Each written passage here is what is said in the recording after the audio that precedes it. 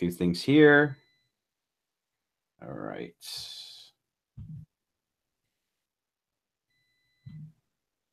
Here. Awesome. Okay, cool. All right. All right, awesome. Looks like we are live. So everyone, thank you for joining us for this call.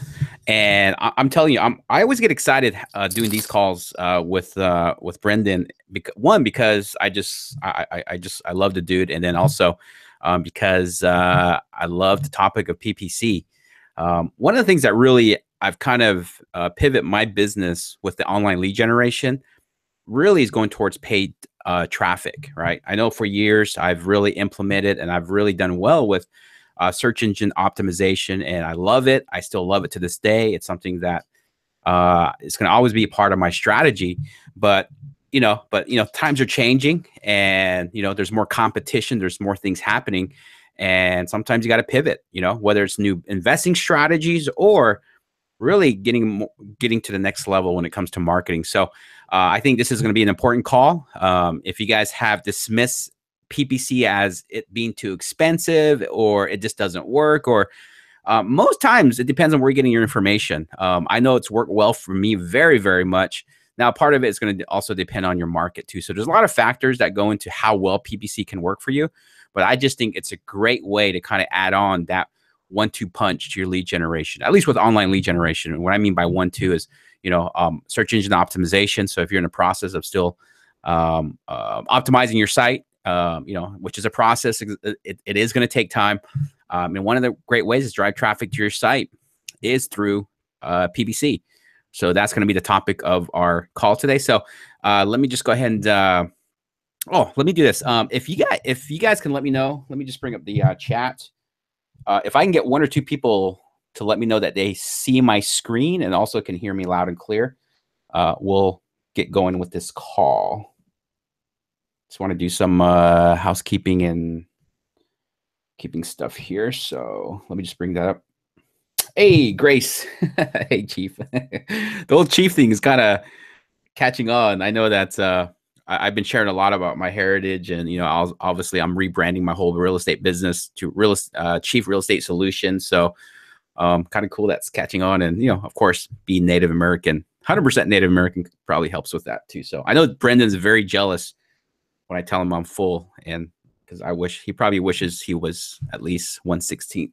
So I'm sure he'll. Yeah, I think I actually am. Awesome. Me and Brendan, we're always. We should share a screenshot of our Slack conversations, Brendan. I mean, they're always a lot of fun.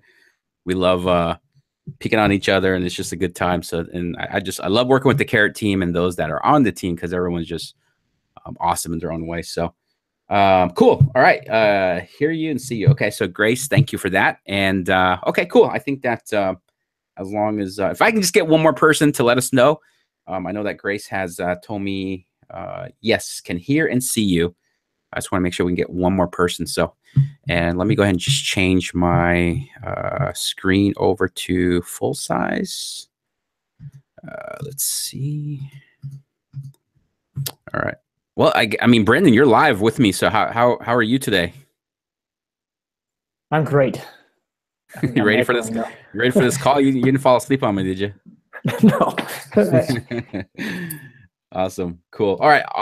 Corey, awesome. Yes, we are awesome. Cool. We got that person. So again, this week's call is going to be simple AdWord optimizations and exciting new display ad options. So I'm really excited about this because, most of the new stuff that I'm doing, that I'm learning, always comes directly from my source, which is Brendan. So I know a lot of you hear about how great my PPC is going, and 100% of that is because of Brendan. I don't think there's anybody better than him in our industry, because he understands our industry and he has a lot of experience. And because anybody can be an SEO expert, anybody can be a AdWords expert, but if they don't have that true psychology understanding of who you're marketing to, I just don't think that person can be effective as good as they are. I always kind of use this analogy is, you can be the best piano maker or builder, but that doesn't mean you know how to play it, right? So, and And a lot of times, SEO, pay-per-click, Facebook, kind of the same thing. You can have some people soliciting you. I actually had 2 members reach out to me this week and say, hey, man, these people are soliciting their services. It's some great technology. Everything is awesome. Should I do it? And I was kind of going back to the simple basics of marketing, right? Which is, who's your customer, right? And on your customer's journey, are they going to be able to, are they going to utilize this technology as great as it is? Are they going to utilize this technology to find a solution that they're looking for? That's what it comes down to. So you can use the best technology or tool out there, but if it's just not helping you target in on who you're trying to market to, it does no good, right? So, so hopefully that analogy, I'm a big analogy guy. So, so that's going to be our focus. And so we're going to discuss some general basic AdWords, strategy, things that are working for me and my insight, and Brendan obviously will bring his expertise to that. And then also we'll talk about this new exciting display. So if you're already doing PPC, awesome. So hopefully you guys brought some questions. Now we're not going to really be able to dive into questions. We will answer questions, but it's going to be unique because obviously we can't get into your account to kind of take a look. So if you guys are going to ask questions, that's cool, but be ready to kind of answer a lot of questions that we may shoot your way, right? So, AdWords is definitely a little bit in depth. Anyway, so check out this new content, some housekeeping stuff real fast. New content this week. First, 2 of them are from the Carrot Casts, the power of recognizing the I can't pronounce that, dude. How do you say that, Brendan? The power of recognizing the pivotal points of life to scale up your real estate business with Tim Oplet. So Tim is a current member, and I actually got a chance to hang out with Tim. Super cool dude. He's always been on these weekly coaching calls, and just an awesome person. He was actually one of our handful of investors that came up on Carrot Camp a month or 2 ago. And he was one of those that came up to that. And it was just cool just to hang out with him as a person. He's just a super smart, cool guy. His spreadsheets and all the analytical stuff he did blew my mind away, me personally. So, but also it's just really cool to see him grow his business. I remember when Tim first came in, and he used to be in support all the time, asking questions.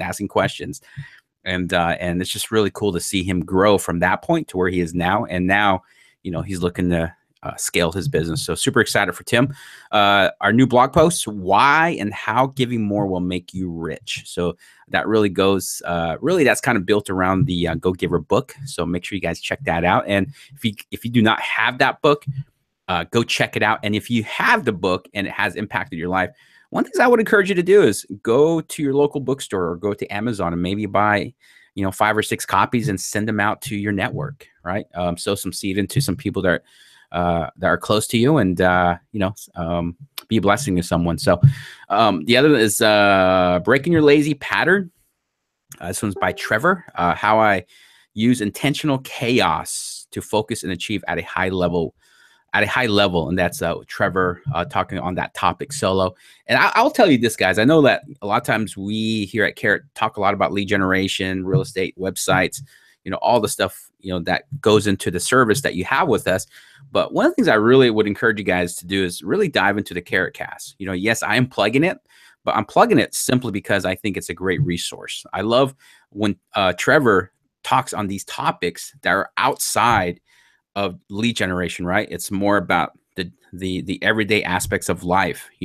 That's one of the things that I'm doing and really trying to focus on is how to build a balanced life. Because as entrepreneurs, it's so easy to kind of get off track. And, that's one of the things I try to teach even within SEO and PPC is there's certain things that can distract you. And there's certain things that can pull you this way. It's always creating that balance. And really life is the same way. So check out the most recent Carrot Cast. Very, very insightful and some great stuff that Trevor talks about. And, I always learn something from him every day. And one of the reasons why I'm with Carrot is just to kind of be in that environment that he's created so that I can grow as a person. So Anyway, let's see. So weekly dose of awesomeness. This comes from Ryan. So we actually sent out a survey not long ago. Some of you might have received that survey. I'm not sure how we targeted that, to be honest with you. But this came back from Ryan Berry. I'm not sure if Ryan's on this call. But so he's kind of what his feedback was. So leads, constant daily nonstop leads, which is awesome. Would love to dive in to see how he's marketing. Credibility. Almost everyone checks us out, and our Carrot Sites gives us awesome instant credibility. And I think that's the key word there, instant credibility. I know we talk a lot about that here at Carrot. SEO rankings. Yep, we got them. So like his answer there. New content. Man, do I love not having to write blog posts every week. I just schedule them and boom, done. Right. So he's leveraging our system. Training. I follow them to the T and have gotten great results. So he's followed our recipe, our secret sauce, our methodology. And as long as you guys are following that and also asking questions, dude and dudettes, I don't want to leave out the women. You guys are going to get results. I always say that if you guys are not getting results, something is wrong. If you've been with us for a year and you're not getting the results you're looking for, something is wrong. And I'll even be bold to say that it's not with the system, right? It has to do something on your end. And that's a bold statement, but it's true. And if you feel like you're one of them, set up a call with me. We'll dive in. I'll dive in with you. So make sure you set up a call with me if that's you right there. Number 6, value. I will never stop paying you. $99 a month is chump change compared to what I get for it. And I love that he sees that value. And I'm the same way too, guys. I'm still a full paying customer. I don't get any discounts, anything like that. Now, don't get me wrong. It's been offered to me, but I always want to continue valuing the system because it's a big part of my business. Okay. So that's how much I value it in the same way. So anyway, where else can I put $1 in and get $63 back? So I love that he knows his numbers. So that's another key thing too to take away from this weekly dose of awesomeness. But hey, don't raise my prices now that I told you that. So pretty cool. I thought that was a good idea for us to include that. So kind of changes up things and pretty cool to see that feedback. So thank you, Ryan, for taking the time to send that through and give us that feedback. So anyways, a little bit more about me. If this is your first coaching call, you probably don't know who I am, but I tend to do these calls probably 2 or 3 times out of the month. And the other slots, Trevor does them because he loves doing these calls along. Obviously, I do as well. Just one of my passion is teaching. If you see there on my fancy stats, one of the things I'm passionate about is teaching other investors about inbound marketing, because it's just something that I love doing. It's just kind of one of my, I guess, unique skill set. And I just love teaching. So that's why I'm big on analogy and all of that stuff. So anyways, my name is Adrian Nez, customer success hero. And really my role here is really to be head of customer strategy, because I'm in the trenches. I'm out there doing deals as like you guys and guys and gals, like what Trevor would say. I'm out there, doing deals. I'm in multiple markets, mostly doing virtual, right? So I don't really do anything in my backyard as of yet. But my job is to really help you accomplish what I'm accomplishing, but hoping that you guys shoot 10x what I'm doing in your business. So not just to do what I'm doing, but hopefully just super past what I'm doing in your business. So, and I have no problem with it. That's why I have no problem sharing what I'm doing. I'm very open about it. And actually, I think Brendan's going to use my own campaign as our example, because I'm okay with that. I'm not scared of competition, nor do I have a scarcity mindset to where I'm hiding stuff when it comes to this website. I'll be honest. So, this one of our core values. What's one of our core values, Brendan? Is it transparency?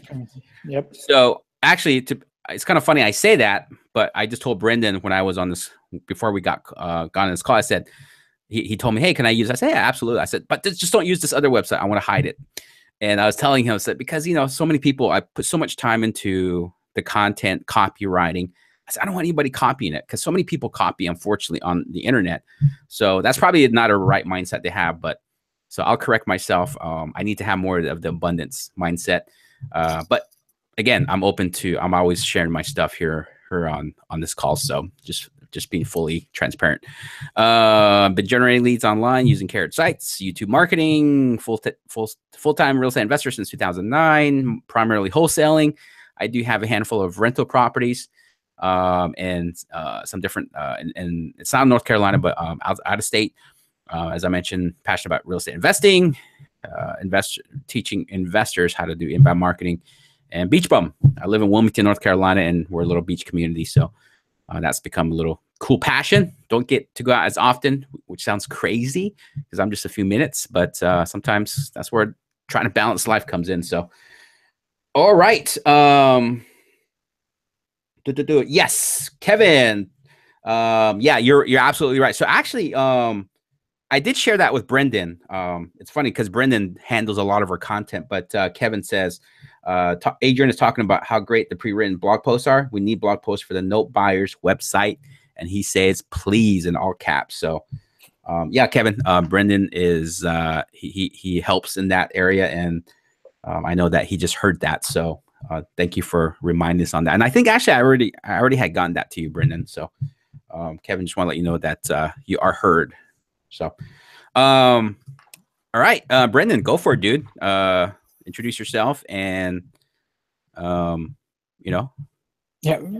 First, I want to make sure I'm hearing when I talk an echo. Are you hearing me echo? No, you sound good, dude. I mean, okay. I remember when the first time we did a call together, man, like you're like 20 miles away from the microphone. I think it was. Yeah. So now I'm hearing me echo, and if you can't hear it, then I can live with it. Yeah. So, yeah, at Carrot, I'm more of the content, like Adrian's saying, either scheduling content. Every once in a while, write a blog post, helping out with YouTube, our AdWords advertising.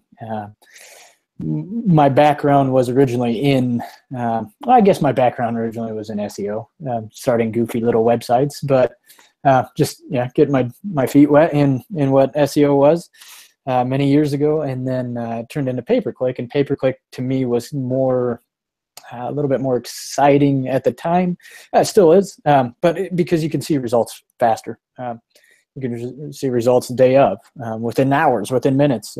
So when I started, I guess, studying AdWords and pay-per-click, search engine marketing, that was kind of what drove me to it, away a little bit from the SEO side. It was just that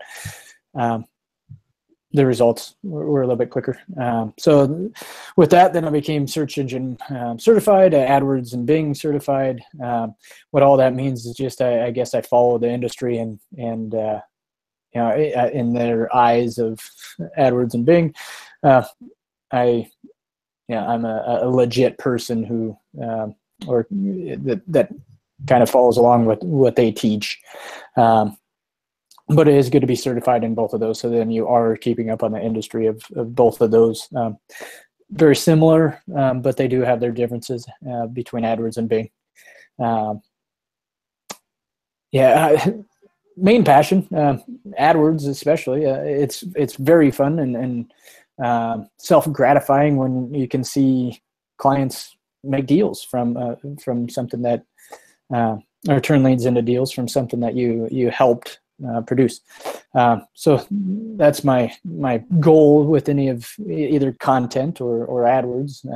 It's always my goal. No matter what, it's fun seeing those stories. No matter if I'm having a bad day, if we see a story like that come through, it could sure change your day. And then I'm a big family guy. I have 2 daughters and a wife, and pretty much everything I do revolves around them. So we try to travel a lot, and in a business too. If I wouldn't feel comfortable doing it and representing my family, then I don't do it. So it also kind of, not that I wouldn't need keep in check with the ethical side, but also my family factors into a lot of it.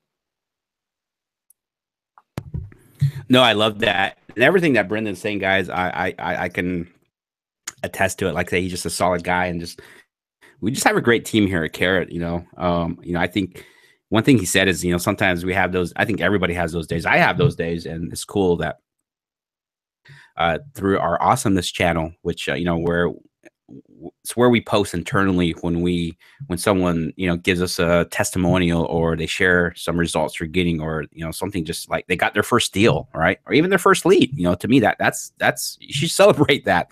If you're starting with Investor Care, celebrate your first lead, you know. But you know, I'm with you on that, Brendan. I love when I see people getting results with what we're doing. You know, you on the PPC side, anytime that, like even our high traffic plan, you know, which we don't really advertise much, or we don't advertise at all. We have it open just to a few exclusive clients, but it's really cool to kind of get on the phone and just them like being so ecstatic where, man, like they're getting their investments back in the first month or two.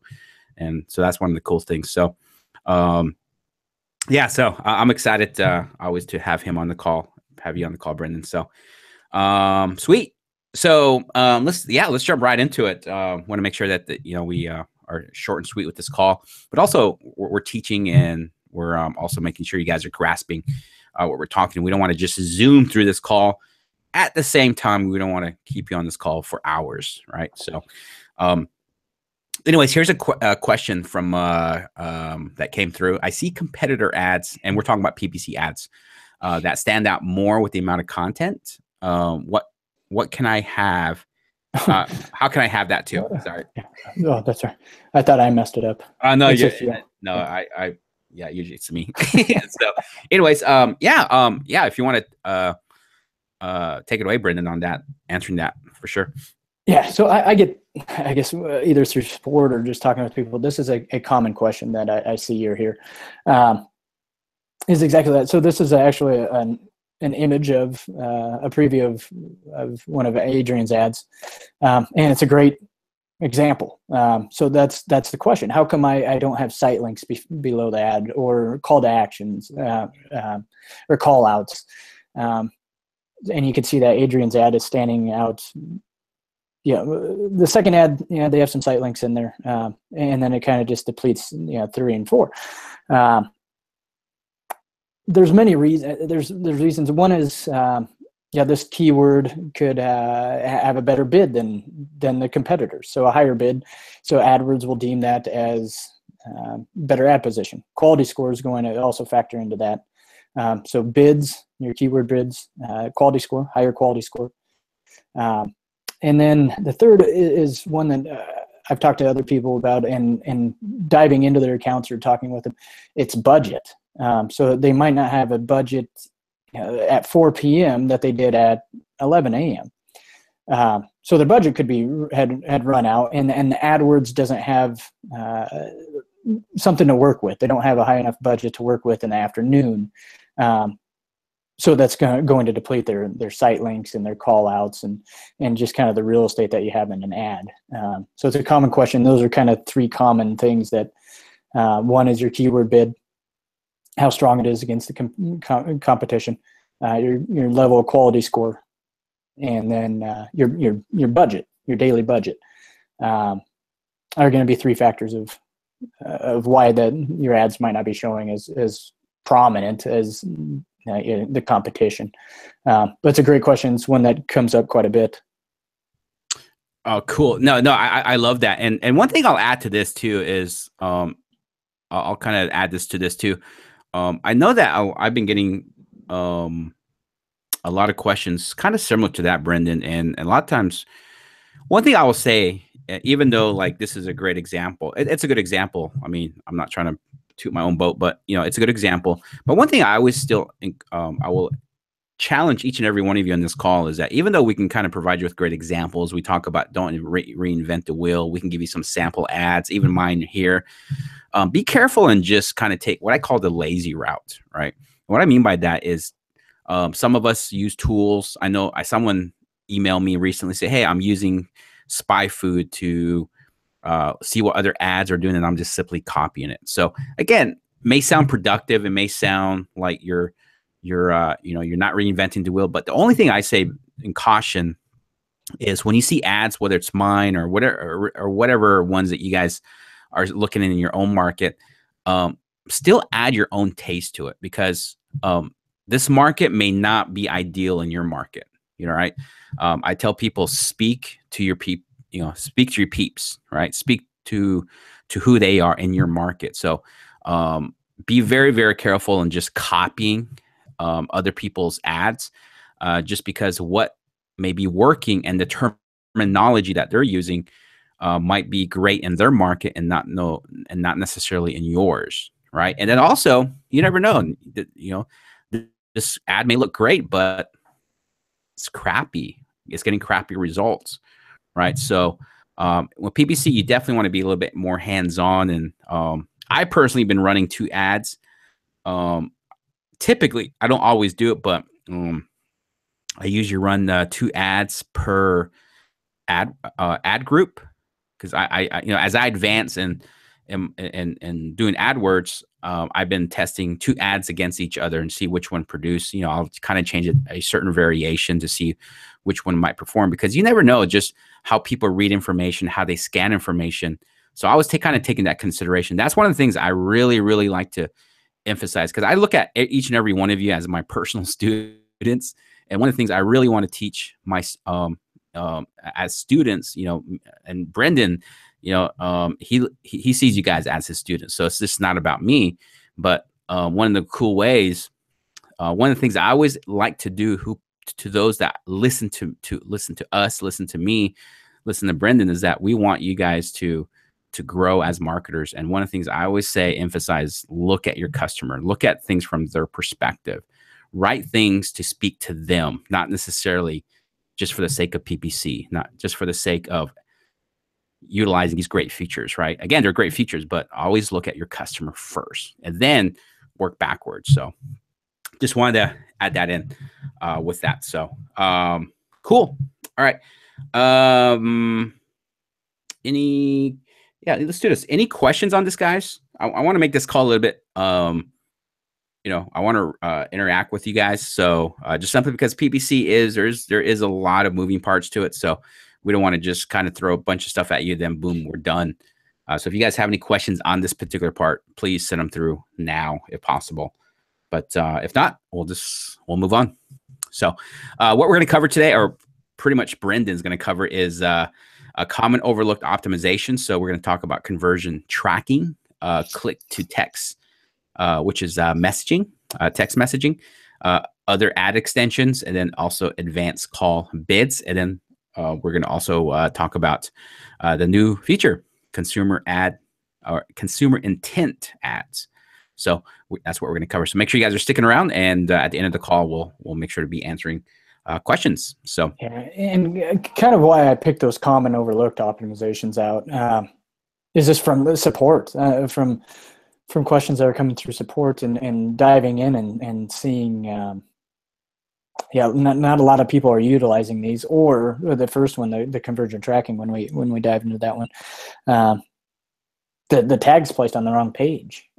So it's just diving in, if someone's managing their own campaigns, just to optimize them a little bit better and make sure that tracking is in place better or correct. Yeah.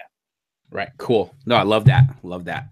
Because everything we do here, guys, isn't, that's why it's funny, me and Brendan, we kind of, again, being transparent, sometimes we struggle what to talk about on these calls, because I mean, honestly, we could talk about so many cool stuff, right? Things that sound cool, sexy, it makes us look so smart, but we don't want to do that. We want to cover things that actually can have that if you implement like this today, it can have an impact. So, and that's why we struggle, because sometimes we feel like, man, we're going over the same things, but technically sometimes it's just you guys just nailing the basics. And if we can kind of help you guys fine tune, and that's what you guys should be doing in your marketing, is really always fine tuning, always optimizing what you're doing. So optimization is such a powerful word. I mean, I know a lot of times we hear it through the conversation we have about SEO, but optimization is always taking what you're doing, is always finding ways to make it better. So no, I'm glad you said that. So sweet. All right. Where do you want to, I guess with these, we can do the slides, right, Brendan? The step 2 page. Yep. All right, yeah, cool. Yeah, this works perfect. Right. And just we're kind of having some technical issues earlier today, so I'm gonna have to guide Brendan, or not guide him, but he's gonna tell me what to do, what to put up. So sorry about that, guys, if that's kind of distracting, but I love telling you what to do. There you go. But yeah, so just want to apologize ahead of time. Hopefully it's not too distracting, but with technology, sometimes you just have those type of issues and nothing you can do but get creative with it. So go for it, buddy. Yeah. So this came through. This was a support question not too long ago. And they were having, they had, I can't remember exactly how many leads they had coming through, but, or conversions. They weren't even leads. AdWords was reporting conversions, but they weren't getting any leads. They're actually not having anyone opt in, but because they were landing on a specific page, AdWords doesn't know any better. So this particular client was having a major amount of conversions within AdWords, but so it's basically just a false conversion recording. So we wrote a blog post, I think almost about 2 years ago, and that's a link up there. If you need this link, to hit us up into support, or Adrian and I can send it to you. But that blog post is going to walk you through more of the steps on placing the conversion tracking tag on the right page, and the right page is the step 2 page. The particular client that I had gone through support with had actually put the code, when you go into your Carrot dashboard, there's a place where you can auto populate all of your pages with a tag, and that's usually the place where you put a remarketing tag. So then auto populates. Well, his conversion tracking tag through AdWords was placed on that, and so it is auto populating every page that he had with this tag. So anytime anyone had landed on any of those pages, it was recording in AdWords as a lead. So we cleaned that up now. Now he's back on track. If his tag is on the step 2 page, which he wasn't aware of which page it should be on. So it's just a simple cleanup, basically cleaning up, taking out of where it shouldn't have been, and placing it back onto a step 2 page only. Gone back on track. So it's an important piece in AdWords if you need to be able to track your leads more consistently. So through that step 2 page. Yeah, and I'll add on to that it's so important, guys. I mean, that's the reason why PPC sometimes is deemed not successful. And a lot of times I challenge that. Sometimes when people say that, I ask, hey, I mean, how are you tracking that? Do you know that for sure? And a lot of times I just say, well, I don't know. Right. So a lot of times when you hear people talking about how PPC is not working, or, and sometimes, there might be other elements, but yeah, I tend to see this a lot too. Like, people don't really know how well their website, or their PPC is performing, because you're not seeing how many of the clicks you're getting and how many out of those clicks are converting. And I think really, as marketers, we need to know and understand our metrics, our numbers as best as possible. And I'm not saying you go down that rabbit's hole, because sometimes it can be time consuming, which, that's one of the advantages of it, just hiring someone else just to do it for you. But if you're going to be hands-on, this is definitely something you guys want to make sure that you have in place. Probably one of the first things. And if you guys need help with that, of course, reach out to support, and, Jake, Andre, and the rest of the team can help you set that up, because this can really help you. This can help you also to make those necessary adjustments, because I know when I see my conversions, like, I kind of work backwards, like, man, where do I need to increase? Where can I really continue to put fuel on the fire? Because obviously it's working, but where am I, so stuff like that. So it can really help make things a lot easier for you. So cool. Next screen, right? Yeah, perfect. Oh, all right. Click the message one. All right. What did I do? All right. What did I do? All right. I think I know. Got it. Okay. So the next. Okay. There you go. So, all right. Go for it. And Adrian, I think he can talk a little bit more about this once I kind of just explain what it is. But it's a newer feature. It's an ad extension called Click to Message, or to me, it's more like a click to text message. But it gives the searcher, hopefully the motivated seller, a different opportunity to initially contact you. So it could be for the person who is a little reluctant to call or doesn't want to visit a website and fill out a form. Where on mobile now they can just submit a text and contact you initially that way. And we wrote a blog post about it a while back, and then we updated that post when Adrian gave us some of his data from this. But yeah, just that blog post, AdWords message extensions, real estate. Yeah, if you can add anything to your stats or what you've seen from it. Yeah, so this has really kind of become my favorite. Now, this screenshot, I think we took the screenshot at the time that we released that blog post. So ever since then, this continues to happen consistently. Is people are engaging with text, especially through mobile. So it's very important because here's the thing, too, guys. With one of the things with Google AdWords, you want to give everyone as much. Well, I shouldn't say as much options, but an easy way to get access to you, right? So when you think logically about what someone could do or could see sitting at their whether they're on the laptop or sitting on their phone, like call me weird, but one of the things I do is when I do my marketing, I will sit at my desk or wherever, usually it's my desk. I'll just close my eyes and envision where this customer is coming from and what they're doing.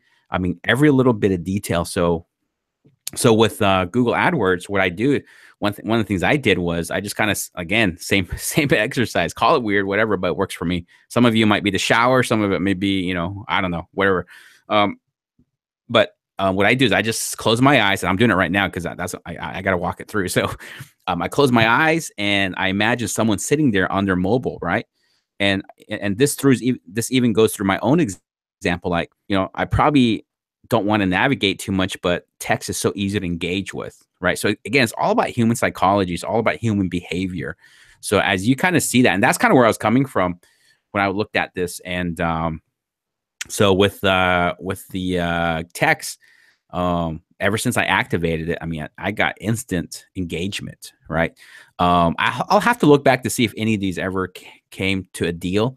I know one did for sure, just because I was so involved in that transaction. There's a few that there might have been some other ones, but I know one for sure. But it's a great way. So if you guys are going to do this, definitely activate the click to messages. It's very easy to do. And that's where you can utilize Google, if you guys want to reach out to Google. The only thing one thing I will say, this is probably a good example or a good time to say this, be careful in how you allow Google to lead you. Okay. I know so many times, Brendan, even through support, we have helped people fix things that Google messed up. Now, that might sound so weird because, like, wait a minute, this is Google's platform. How could they mess it up? Kind of goes back to an analogy. I might have used this earlier in the call. It might have been earlier today on a strategy call, but I was telling someone just because Google built it doesn't mean they know how to use it, right? And what I mean by using it is more on the marketing side of stuff. Okay, so, but they're great at offering support when it comes to technicality, maybe some of the stuff you need navigating. They're great for that. And I'm surprised that they even respond really quick. But do not let them lead you on the marketing side. They have no insight, no clue about our niche. And they're just going to treat you just like standard real estate. Okay. So, and what's going to happen is, I've seen so many people frustrated, say, man, something's wrong with the website. It's not converting. Something's wrong. But usually I know it's not the website. So usually I'll ask them a few questions on their campaigns. And sure enough, they're setting up keywords and settings that are just so far off, and they're getting impressions, they're getting clicks. But the only reason why people are not engaging is because it's the wrong people. Right. So I thought I'd add that in. But yeah, Google's always great at the technical aspect of the platform, but just don't let them lead you marketing wise. So, but I love this feature. And once we dive into my account, I can, if you guys are interested, you gotta let me know though. If you guys are already doing this, no need to go over it. But if you guys want to have me show, at towards the end of the call, we can dive into my account and we can show you where to do it. So, but let me know, because I don't want to assume that nobody's doing this. You got everyone on this call might be doing it, and I don't want to go over something that you guys are already doing. We want to discuss things that make a difference. So, but yeah, I think the only thing that comes up that when I've talked to the people in support or whatever is like using their personal cell phone number, and that's where it could get tricky. If there isn't a line that's dedicated to set up to receive text, then it's thinking of maybe adding in some a messaging system rather than using a personal text, just in case you're getting personal text at 3 a.m, which might be turned into a lead or deal. But yeah, it might not be. Who knows? In the personal side. Yeah, so I'll give you guys a little resource. So me personally, the way I do it, so here at Carrot, we use Slack to communicate. I don't know if you guys heard of it. If you haven't, and you guys have a team, and some of you work remotely, might be worth looking into. But it's called Slack, SLACK. It's a communication tool, and so we use it at Carrot, and I see how it works very well. So I actually have that set up in my real estate business. Because again, I work remotely, so that's how I communicate with my team. Because I can't be on the phone, I can't be texting, but Slack is always up. So, but what I do is I use CallRail. Back to what Brendan said. I personally don't use my personal cell number, but I use CallRail for my numbers, and that allows me to also track even on CallRail's dashboard on where my leads are coming in from. So it's a great way to do that. So I use CallRail. So I have one phone number for the website. I have another one that I use just for PPC. And then I have another number I believe I use just for the ads or the text. It just helps track. So, and then to kind of take a little bit further, I integrated CallRail into my Slack. So then what I do is now when a message comes through, when someone engages with messages, I see that message immediately because I have Slack up on my computer, so, and then I can engage that way too. So it's pretty cool. So, Slack or CallRail for your phone numbers. And then I use Slack to integrate, so if you're someone that works a lot at your desktop or your laptop, whatever, and you have Slack, that's a great alternative for you too there. So cool. Next slide. Yep. Perfect. Sweet. Okay. All right. Ad extensions. Is this the right one? Yep. And I think we've talked about ad extensions before on probably a couple other calls, but it is one that I still see underutilized in the accounts that we might dive in and audit or whatever. It's just such an easy add in addition to it. And so these are call out extensions are the ones that are non-clickable links. They're great for using it as your unique selling position. Anything that helps you stand out a little bit more from the competition, like Adrian was saying, make it more personalized to your location.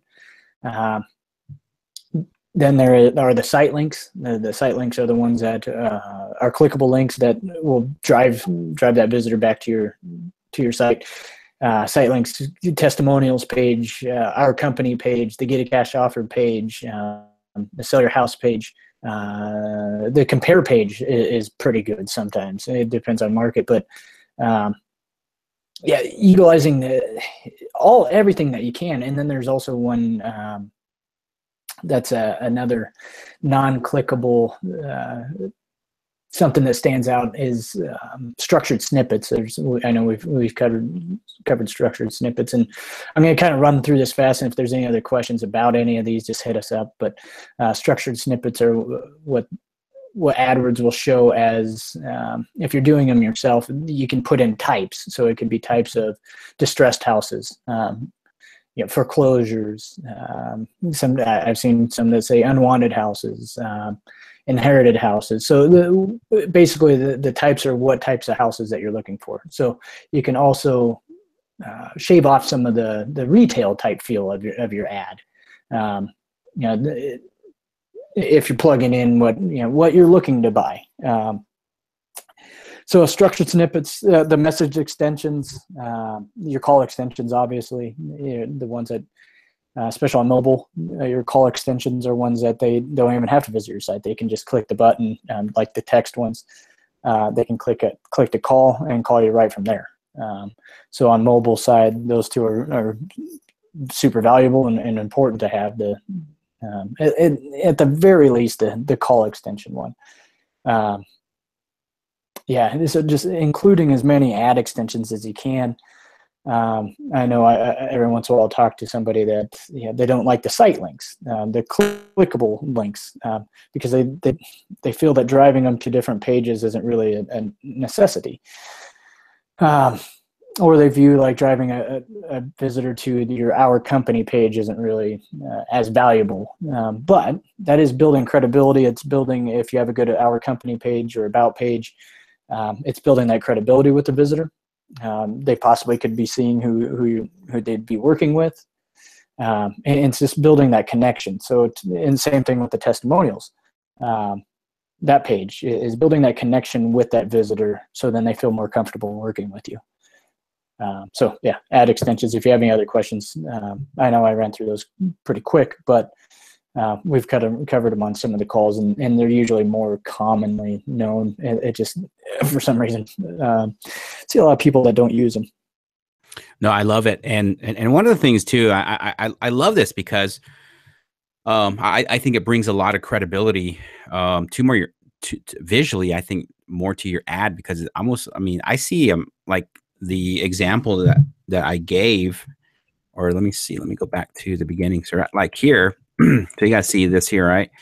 So these are the call outs right here, right? Was it? Yep, correct. Right Yep, right underneath that. Yeah, these right here. Yep. So these are the call outs, and you kind of see just how it just stands out more than these, right? So to me, like, these don't have, they have the site links, but not this. And to me, it just seems more authoritative, just visually, right?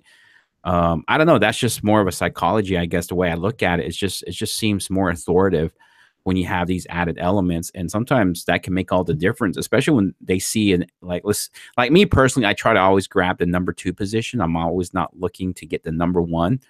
And if I have the number 3, I'll try and get the number 2. That's just me.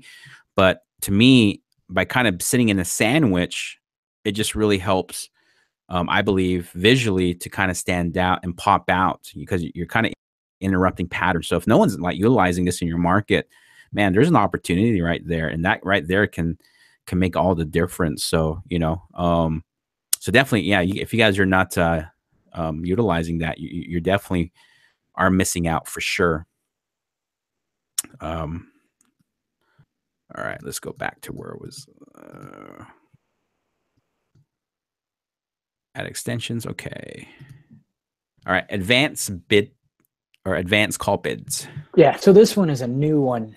So I went in here in a second. If you don't mind jumping into your account, I'll kind of show you where this is. Okay. But yeah, there's a new dashboard from AdWords, and most people have probably seen it. It looks a little bit more complicated than the old one, and it's going to take some getting used to. It's going to take some getting used to for me. So within, if you want to just click on your Pittsburgh campaign. So what AdWords is doing is allowing you to now adjust your call bids, where you used to be able to adjust your mobile bids, but not necessarily down to a call level. So now you're able to drill down into the how much you're willing to either increase or decrease your bids to get into a better position for calls. So right to the left there from your cursor, there's and then if you scroll all the way down, you'll see devices and then advanced bid adjustment. Okay. Go over to perfect. I like having Adrian do this, so then he knows he doesn't have to bug me again. Dude, if he does it himself, then and see, to me, guys, that's why I'm so. And again, this is not about me, but even with Tim's another great example. We talked about him in the Carrot Cast. I mean, I've just seen that our most successful investors or members using the platform, or those that just, man, reach out for help, right? And that's what I did. I remember when I first started with Carrot, like, dude, I was just always bugging Jake. Hey, how do I change this? How do I add this? Without going down that rabbit's hole. And I do the same thing now. Like, man, like Brendan's such a wealth of knowledge, and I'm so blessed that I have access to him. But like you said, I bug him all the time, and and that's what makes me. That's what's helped me be successful up to this point, and I'm gonna definitely. And so that's one thing I encourage you guys. But at the same time, like, man, like, so reach out to those that you guys respect, right? Those are doing what you're doing, and at the same time, also, I mean, just I'll throw this in is like, at the same time, kind of respect their time as well, because like me personally, I get bombarded on Facebook all the time, which again, I'm okay with that. I'm super cool about it. I love helping people. But sometimes, sometimes I just need to kind of chill out and do that. But that's one rule I have in my business and share with you guys is, man, ask for help. Be willing to pay some extra money if that can make all the difference. Bring value to other people, and then you'll be amazed how many people will come in your life that will bring value to you. So, anyways, didn't mean to go on a little motivation speech there, but all right. Advanced bid adjustment, right? Yeah. So again, kind of, I think Adrian mentioned it. Even though AdWords is releasing some new features, or with this case, a new way to target bids, basically, you still have to be kind of cautious in the beginning. So if Adrian clicks on the box next to where it says calls. Okay. So right here. Yeah. And we'll just make sure that's clicked. And then if you go underneath the bid adjustment, there's a little dash. All right. Yep. Perfect. Okay, cool. Yeah. So now you can increase or decrease to a percentage. So possibly if you're not getting as many calls as you anticipated, you can. And you find that your calls are, maybe your ad position is a little bit lower than, and when I say lower on the mobile side, spots 1, 2 are great, 3 is okay, and 4 on mobile, yeah, you're probably not getting the click to call very often. So it's more important to be those top 2 spots. So yeah, you can increase it by whatever, or like you said, if you want to decrease it, you just go over and drop down that menu where it says decrease and go that way. So maybe you're finding you're always in the number 1 spot, but it's costing you a little bit more than what you anticipated. You can start kind of maybe decreasing it by a few percent, or 5%, Wow. whatever. Yeah, so it's kind of a hidden new feature within the dashboard, or this new dashboard. So that feature actually isn't in the old dashboard. Yeah, so you have to use the new dashboard to be able to take advantage of the new call bid adjustments. But like I said, it's also being, I wouldn't jump in there and just go 50%. It's also AdWords, they're making money. So it's also going up incrementally, seeing how much more you'll actually be spending. So making those small bid increases probably more wiser than just jumping in and putting in a high percent in there. So let me ask you this. So I'm noticing one thing too, is calls, is that active because I have a verified number or I have that activated? Is that the only reason why this is coming up? No, as far as in the dashboard. Yeah. So like if I wanted to, so let's say I wanted to adjust. So the calls would mean, okay. So is there a way to, so if I wanted to increase like just my overall campaigns to where like I'm always, let's say I'm finding myself all the time on number 3, but I want to increase, I mean, why is calls just the only option here? Just curious. Yeah, we're like you're saying, if you're finding your ads are in like the 3 position, you want to get up to number 2 or 1, then you're making that at a keyword level bid. Oh, gotcha. Yeah. Okay. So now this is just diving in, giving it a little bit more freedom. Sweet. Okay. AdWords is all about mobile right now. Mobile and it will be more YouTube. But they're especially in just the basic search campaigns. They're pushing heavy on mobile optimization. So they're releasing some features that are you can manipulate mobile a little bit more. Okay, sweet. Okay, I was just curious. So, I love this. I'm still getting used to the whole new, Oh, geez, yeah. display. I'm used to the old school display, so this is kind of it's different. So that's yes, it's this type of thing that's forcing me to go into the new dashboard. right. And to me, it's busy. It's a lot busier looking than the old one. Yeah. I love it. Cool. All right. Okay. Just let me know what to do next. And then let me see if.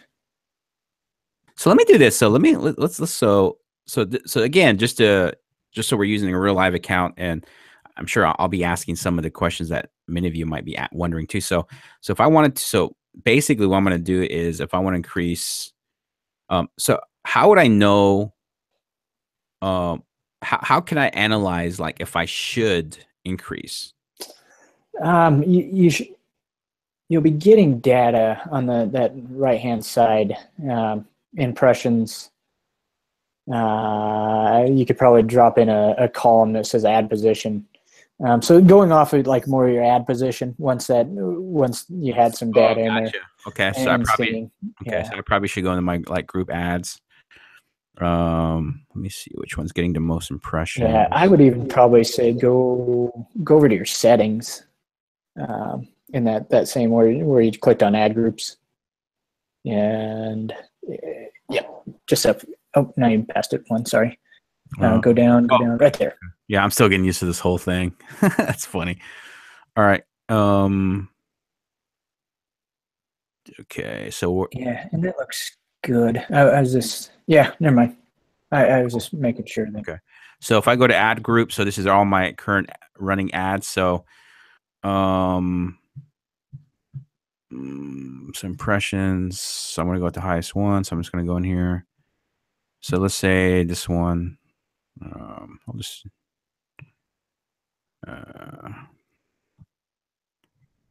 so yeah, no, you're looking at. I kind of prefer if you're making changes, go into your keywords. Just go into the actual keywords. Okay. Yeah. And then kind of look at how many keyword your impressions per keyword. Okay, so this one in the last. So this is the last 7 days. It looks like so. But see, and then within this new dashboard, your old dashboard probably has all your columns already set up. Right. So within this new dashboard, we can set up some columns real quick. Okay. Might be a good idea because if anyone's using that, yep, it's hard to. I mean, you really have to scroll over and hover over all these new icons to be able to see what you're doing. Okay. All right. So what do you want? Performance first, probably. You can go up to drop down that performance menu, and we can add in the average position one, and then that would kind of be good to show for this example, I guess. Okay, which one again? Just to add, just yep, that's perfect. Okay, cool. All right, that'll be enough to be able to show. Okay, and then just apply. Sweet. Okay. Oh, okay, gotcha. Yeah. Okay, I see what you're saying. And you could dive in deeper, and it's kind of for more, I guess, maybe an advanced call, but you could dive in deeper then and look at that keyword at a device level, and look at the demographics of sell my house fast Pittsburgh. You can look at it to see what ad position it is for a mobile. Or you can look at all your keywords at a mobile level, and then that'd kind of give you an idea of what those, adjusting the call bid. To me, if you're going to adjust the call bid, initially it's just going up by 5-10%, and that's usually enough to give you an idea if you're going to get in a better ad position to get more calls. Gotcha. Yeah.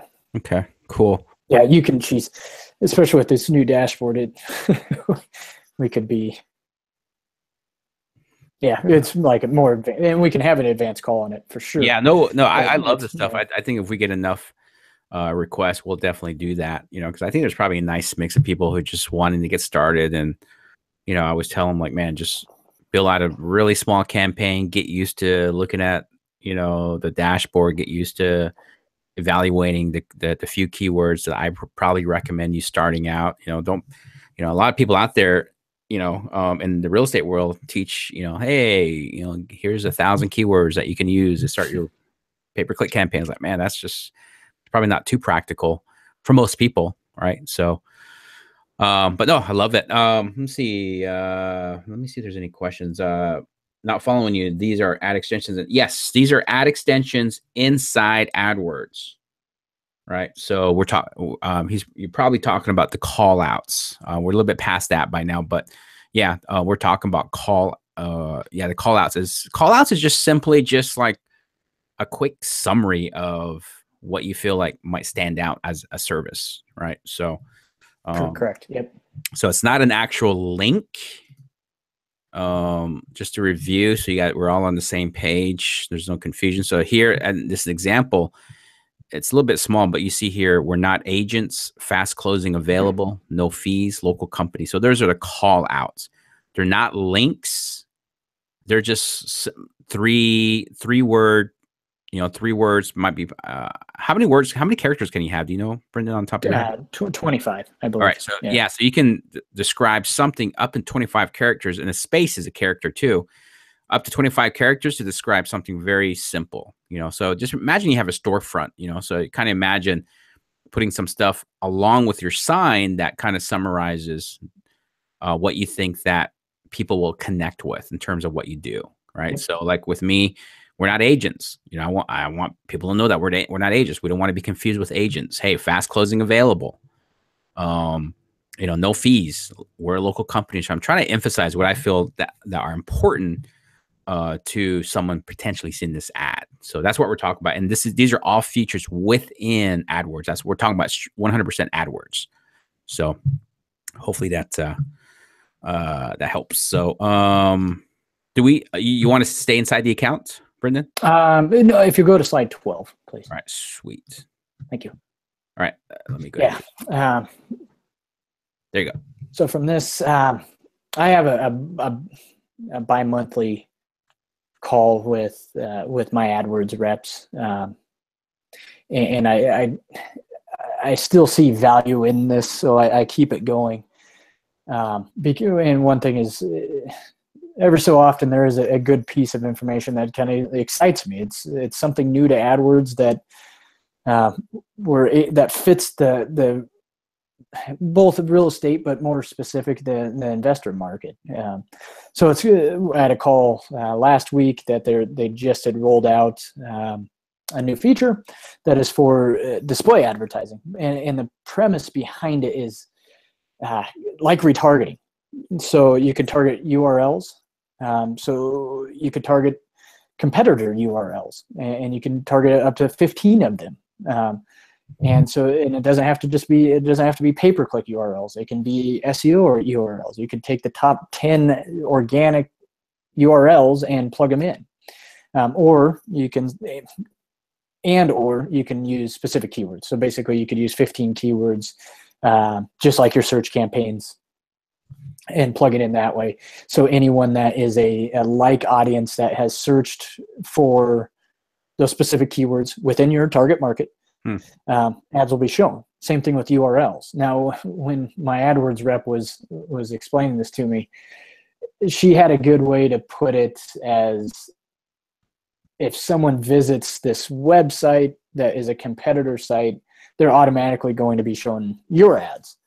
And as I'm kind of working through this, that doesn't seem like 100% true. So it's not like a true remarketing, but it is definitely a new audience feature that AdWords is rolling out for display ads. And when I say display ads, that means your image ads, okay. The ones that are more on your retargeting side. But yeah, you can put in 15 URLs that competitors. AdWords will build off of those people, but AdWords will also make it more like how Facebook has a like audience. So they'll also use those searchers and build into anyone that is potentially searching for that. One drawback to that, I think, could possibly be they're getting a little bit too loose on, and you're giving too much of reins of AdWords to show ads to people who, might be not a motivated motivated seller. So it's just, as I'm working through these, and this is so new, I think the principle and the idea is awesome and it's exciting. It's just now we got to see if it's going to work for the motivated seller. But it's the first thing that's kind of got me excited about AdWords in the real estate market, investor specific, in a while. The idea I think is there. It's just, you got to make sure it works. But yeah, right. So there's two ways to target. Actually, there's three ways to target. You can, but as we were talking, it's going to be better to create either a target URL campaign or a keyword campaign, and not have both within it. There's going to be too much overlap. So, and this is the thing that we'll dive into Adrian's campaign and kind of get started building one. Or at least show you where it is. And then my idea is I would like to write a blog post about this. So we'll have a blog post about it soon. I probably won't have data in there in the beginning, but I'll definitely have how to build this campaign. And then once data comes in, then we can always update the post. Gotcha. Cool. I love it. So do you want me to just go back into my account then? Yeah, please. All right. Sweet. All right. Alrighty, so I guess one of the things I'm looking at, so what you're talking about was, so it would kind of be parallel to like broad settings, right? As far as you're talking about where it might show non-motivated. Yeah, well, it's more to me the idea of a like audience. So you could be using the exact match type keyword of or a long tail keyword, sell my house fast, Pittsburgh. But you're also then giving AdWords the freedom to come up with who they feel is what they're calling a custom intent audience. Right. Which is basically, I think, more of like a lookalike. But yeah, so there could, releasing that to them, it's just in the beginning, I think there's a possibility of having a lot more impressions and possibly a lot more clicks, but maybe not seeing a lot from that initially until there's this being so new, until, especially like for me, I got to figure out what works. Is it 15 keywords that works, or is it 5 keywords that works, or is it 1 and we're just or is it 2 URLs or 10? It's kind of finding that balance where you're not getting a ton of unnecessary traffic. Benefit, well, it is a benefit, and especially if it works, it's a great benefit. But display ads are a lot cheaper than search ads. So if you're in a very competitive market, Florida, Texas, California, numerous other ones, AdWords is becoming pretty competitive all over the place. But if you're in one of those markets that it's $60 per click, now you can start running these display campaigns to an intended audience at dollars per click. If that. It's you could set it at set it low, set it at 50 cents a click, and if you're not getting enough traffic from that, then you build up. But there's potentially where you're spending $1 per click rather than 60, and if you can find that balance of audience, that's where it could be a sweet spot where you're now until everyone else jumps on this thing. And that's what she made the comment of, do it now, because no one really knows about it. And they're going to be rolling out an AdWords or a YouTube feature like this. Then I don't know if it fits with real estate or not. But this side does. And so until the competition gets a hold of it, it's going to stay cheap. Yep.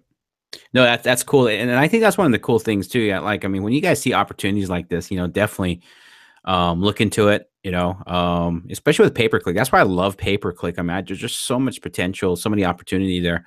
And of course, the way we teach it is, you kind of start narrow and work out from there, not try and start out wide and then try and work in. I mean, technically, I mean, there's really nothing wrong with either, but if you're working with a small budget, you want to be more targeted.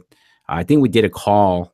If you guys if some of this is really kind of over you guys' head, or maybe this might be a little bit advanced from where you're starting and you're just wanting just to get started, I really encourage you guys I would probably say get off this call and then head over to coaching call 135.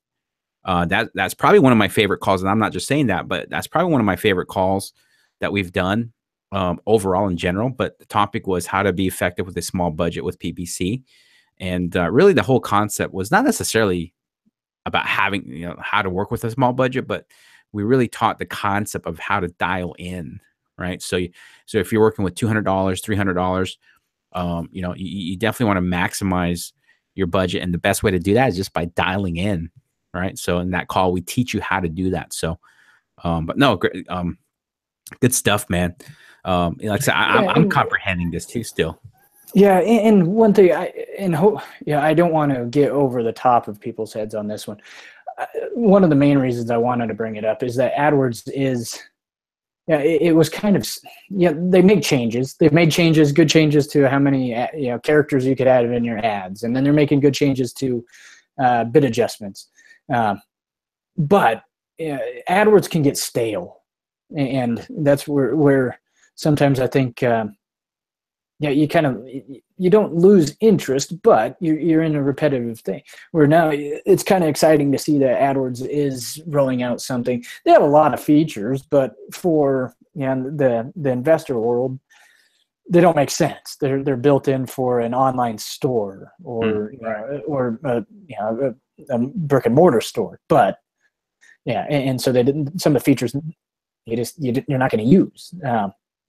So when something new comes out, it's kind of exciting that now we have an opportunity, especially if it works out. We can kind of create some trainings on it and get people where they're comfortable building it in, if it's going to be cheap for them. Right. Cheap and effective. The effective side has to be there too, but. I think hopefully it'll work, but I don't. Hopefully, I don't mean to be overwhelming. I also wanted to, say that AdWords is there's some new things that we can use here soon that for the better. When I have these calls with my reps, sometimes it's just we drilled over the same thing every time, and I almost just I could fall asleep and wake up and know exactly what they said. Right. But now, I'm paying attention because there's some new cool stuff that we could be using. Sweet. Well, cool, man. No, I love it. So let's do this. And yep. So I'm still getting used to this whole thing. That's why I paused for a little second. Like, man, this the whole new platform. Okay. So you just just lead me where to go. So we'll just kind of do a quick one. Okay. If you go over to up the top left underneath your customer ID, it says all campaigns. If you want to just click on all campaigns real quick. Where's that again? Yep, almost got it. Okay. And then just move over a little bit more to the left. Sorry. Yep, perfect. If you want to just click on that. Oh, okay. And then it'll bring up. You'll see overview opportunities on that next corner. Yep, and then campaigns. And then that big plus. New campaign. Okay. Okay, and it's a search network campaign. Oh, sorry, display. Sorry, go back. I was looking at search and reading. I'm reading the other thing. So it's a display campaign, and you can click on. For the sake of this example, you can just click on leads. Standard campaign. This is where you'd put up in that where it says setup details. Just put in your website URL. Okay. So if you want to just use your Pittsburgh one, great.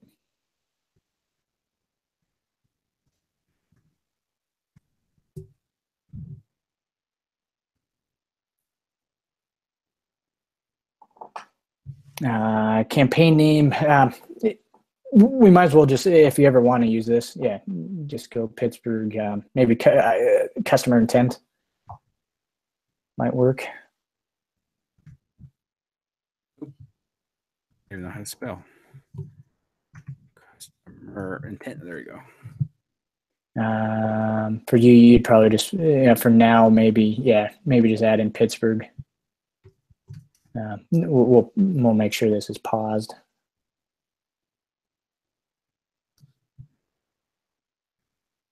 English, your bid strategy, the manual cost per click's perfect. Daily budgets with these, honestly, $5, 10. Yeah, I would start with 5. And the reason I kind of say that too is that with these being so new, not that $10 is a lot compared to when people have hundreds of dollars as a daily budget, but being new, $5, $10 Gotcha. is perfect. Just add group name. I would say Pittsburgh customer intent. And customer intent is what AdWords is calling this feature. And then under that one, you'll see remarketing, and then right underneath remarketing, it says intent. And then this is where you build in the custom audience, so where that drop down where it says custom intent audiences. One more down. Yep, perfect. And then they'll drop down that says use keywords and URLs to create the audiences. Okay, so all right, so if you click, sorry. So I was showing you what it said. Now it says new custom intent audience, where that plus sign is below all that. Oh, right here. Okay. Yeah. So again, name your audience. That's cool. So it kind of gives you some suggestion here. Yeah. Shall we just kind of just pick something from here? Or is that? Yeah, well, yeah, we can do that for now. And that's what I was going to instead of using the URLs, because we'd have to go back out and pick out a bunch of URLs. Okay. And so you can add up to 15 of them if you want. But you have to name that audience. So it could be custom intent keywords or dash keywords. So then you can kind of just distinguish that if you decided to use the URL one, you know which one's the difference. Okay.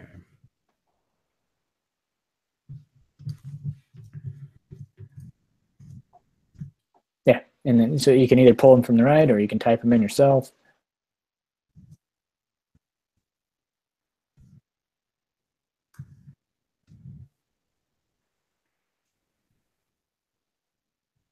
And then when you have what you think is a good batch, just go down where it says create and click that. Perfect. Okay. Demographics, you could dive in and change some of that. Maybe you don't want 18 to 24 seeing them. That's not a hot one. You can change up those too. Yeah. Okay. I'll just leave that as right there. Okay, good there. Your ad group bid. This is where I'd say she's starting out 50 cents. Yeah, maybe 75, maybe $1, but not just seeing if you're going to get enough impressions from that. Again, this kind of looks like what, if anyone's been in Facebook, on the right hand side where it says target your targeting reach impressions. They say minus 100 or below 1,000. Which might be good. I mean, and sometimes too, guys. And I'll just kind of throw this in, like, especially going to be really dialed in. Like, don't get too caught up in the impressions aspect of stuff, because usually the impressions will be low when you're very targeted, right? So I know this is kind of a new type of campaign, but yeah. So I just wanted to throw that in as you guys start setting up the general campaigns and just kind of doing that. Yeah, just don't. Especially if you're going to be dialed in, which again, go to coaching call 135, and we can that shows you a lot there. So, and then just click on that. Yep, perfect.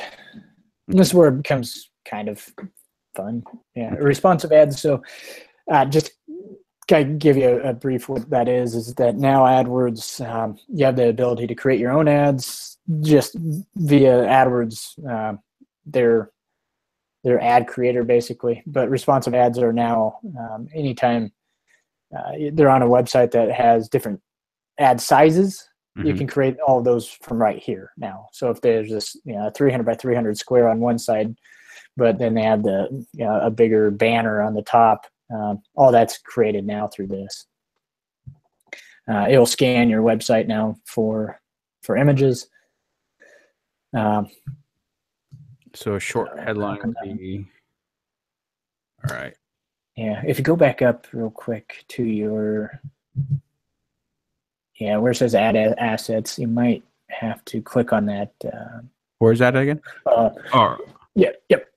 Yeah. For some reason, it didn't. If you click on that maybe your big picture of Pittsburgh, and then you have to drop down that little use as the image. Yeah. Perfect. Oh, gotcha. Okay. And then you have the option of cropping them. You don't have to use a 1 by 1 square if you don't want to, but yeah. Okay. Sweet. Okay. And they have, similar to Facebook now, AdWords has their own library, so it'll use images like what is on your website. Oh, nice. It'll give you some options. It's not as big as the Facebook library, but I imagine it'll be growing. Where the short headline is kind of tricky because you only get 25 characters. So you have to, basically it's sell your house for local cash price. Great. And then you get 90 characters for the long headline, the description. Depending on how long your business name is, sometimes you have to abbreviate because they only give you 25 characters for the business name. Okay. So so long headline, would that be more of a, let's see. Okay. So what's your kind of best practice? Yeah. For the long headline. I usually say take something off, like from the website, like anything that is a more of the pitch. Selling it, how fast they can sell it, how fast you can make an offer. That sort of thing. And then leaving that description as maybe more of the call to action. Right. And then, though, creating 2 ads like this and then reversing those and testing them. Put more of the call to action in the long headline, and then in the description, put more of the pitch or the unique side. Okay. Yeah, and like you were saying, you're having 2 search ads going. It's also good to have 2 display ads going. You're still going to be testing it against each other, and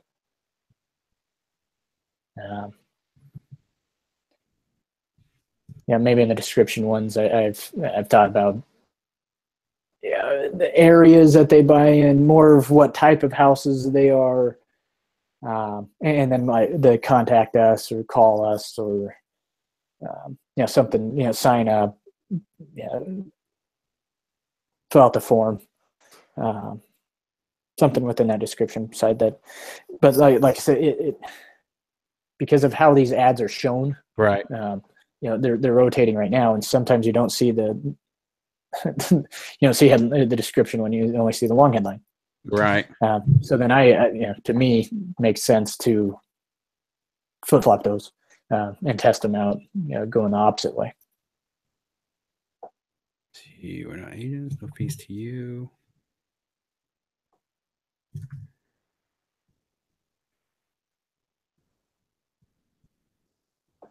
Yeah, and the long headline too can be something that just makes you stand out more. To me, AdWords has become so competitive. Now it's so much more important to have yourself stand out. That unique side of you, your business, and getting kind of creative with it. It could be something off the wall. You own moving company or moving truck, or you'll offer to help them move, or you'll pay for their moving expenses, or something. Just something that if you can legitimately say you do that, putting it in the ad, I think is try it, and if it doesn't work, but then change it back. But that's a great point. Yeah. And what I did, the reason why, too, guys, the reason why I changed this to Pittsburgh is I want it to be in line with the image that I'm using. Yeah. So that just kind of meshes very well. Especially when the image appears, it just meshes very well. So because some people might see and look at it, I love bringing confirmation. Like someone sees this, I kind of imagine the person, is that Pittsburgh? And then it says Pittsburgh House Buyer. So that kind of validates, that, hey, this is a local company. So we're kind of combining the image, but also the text that just blends well. Instead of me putting local, I don't know, just putting Pittsburgh changed the whole dynamic, in my opinion, for sure, just by doing that, because it meshes with the picture. So cool. All right. No, I love this, man. So, okay. So then from here, just create the campaign. Yep. Okay. So doing something wrong. What did they say? You have to add a square image. So going back into your assets and just, you can add a different, go back down. Sorry. Where it says add assets. Yeah. You can use a different ad if you want and use it as a square. Let me see. I mean, just curious. You never know. They might. I don't like to use stock photos, but here sometimes, guys, if sometimes don't get. Even though we tell you use images, all this and that, sometimes that can also take you down a rabbit's hole. There's a lot of times I just chose stock stuff just to get it done. Okay.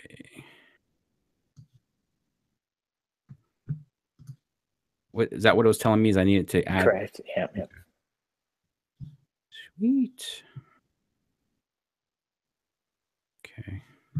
So under that more options, really quick. That's okay. That's all right. That's okay. Okay.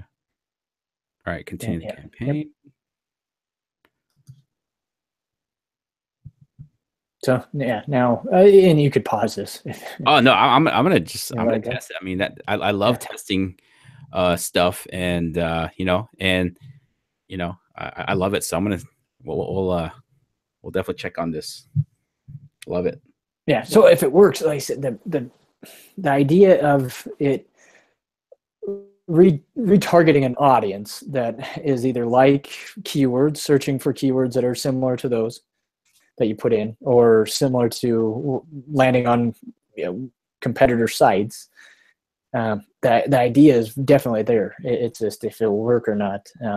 And like I said, it was exciting to hear because we hadn't had anything like this in a while for the investor market.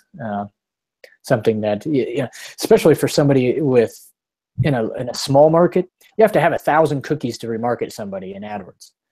Some markets, geez, you might not reach that. And if something goes haywire, you could be close and something happens to your account or something happens to your website, and then there's a time gap of when you're accumulating cookies, and then AdWords kind of doesn't have to start over, but you lost, you could lose a month's worth of cookies and still then you have to build back up. Yeah. So on the true remarketing side, especially in markets like that, that are never able to start remarketing, this is an option. It's definitely something to consider. Right. So you're not truly remarketing somebody that's been to your site, but you are remarketing people that are of like interest. Dude, I love this. So this is kind of like, it's almost like AdWords. And again, don't want to go down a rabbit's hole and get way above people's heads. Basically, it's just us two nerds talking AdWords. But so it's kind of like they're kind of duplicating or almost trying to parallel Facebook and Facebook's what's Facebook's call, where you can create an audience, but it's similar lookalike audience. So kind of the same thing. Yep.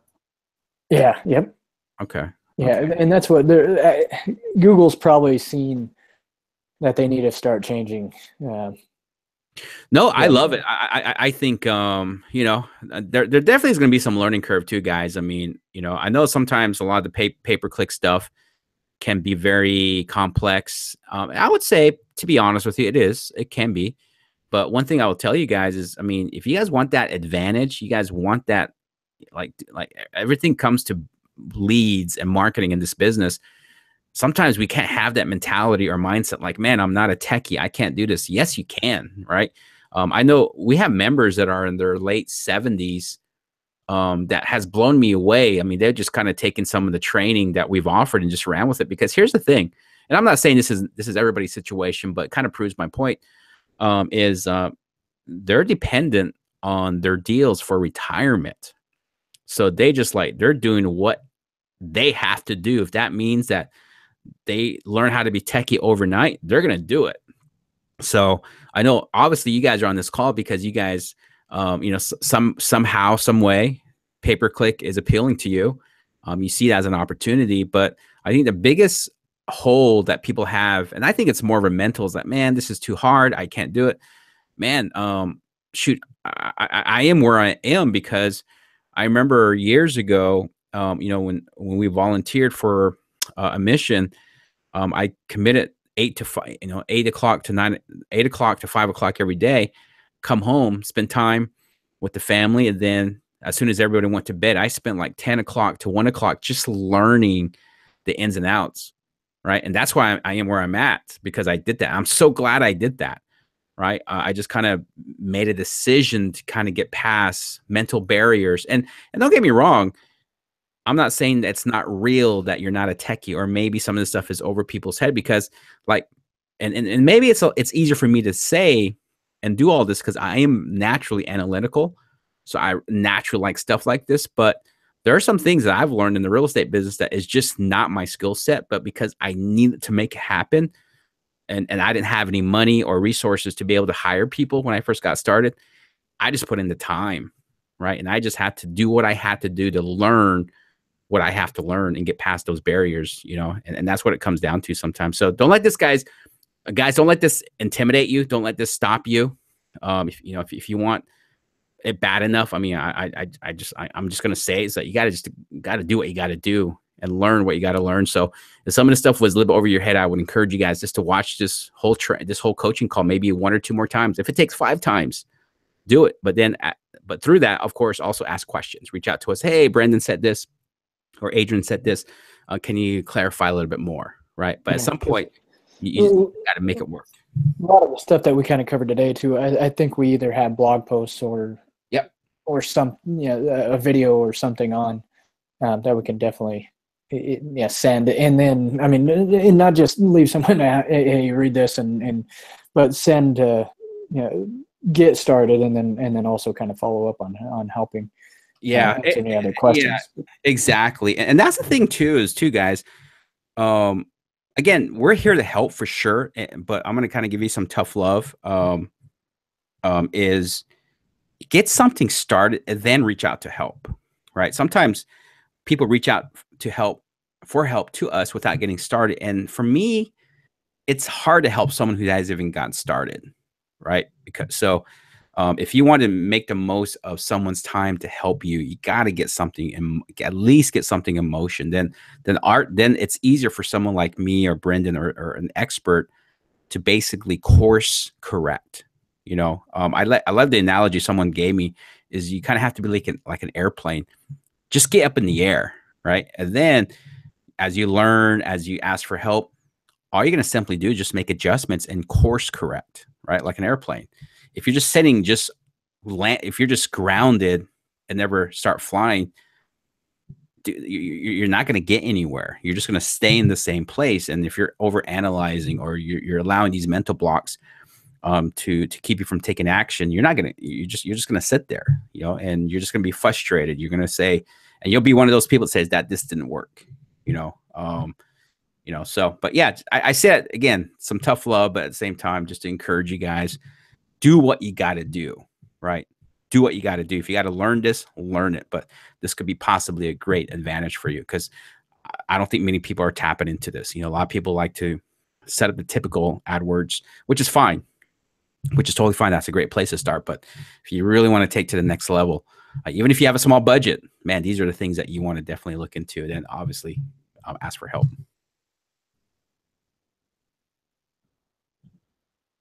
All right. All right. So, okay, cool. Let me look at some questions here, dude. And you guys, man, ask some questions. I really want to make this call interactive. That's how you learn. Ask questions.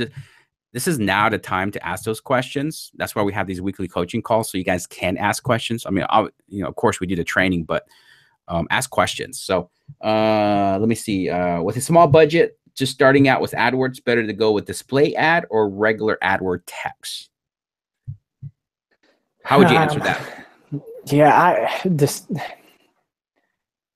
I would say regular AdWord search ads, with maybe a smaller amount of keywords. Like when Adrian started, I think you had 12.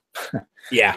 So, yeah, and so maybe just start with some that you can, and depending on which market it is, even a small amount of keywords could still be expensive, but yeah, maybe can have a mix, but start with 10 keywords, start with 12 keywords. But yeah, the most popular ones obviously are going to be the ones that are built around the we buy houses and sell my house fast. And then with that, though, those are usually the most expensive ones. But trying to find a balance within those keywords in a if you're not in an expensive market, great, but if it's a $30, $40, $50 per click market, then it's definitely starting with the ones that might be a little bit more of a stretch. The other option, I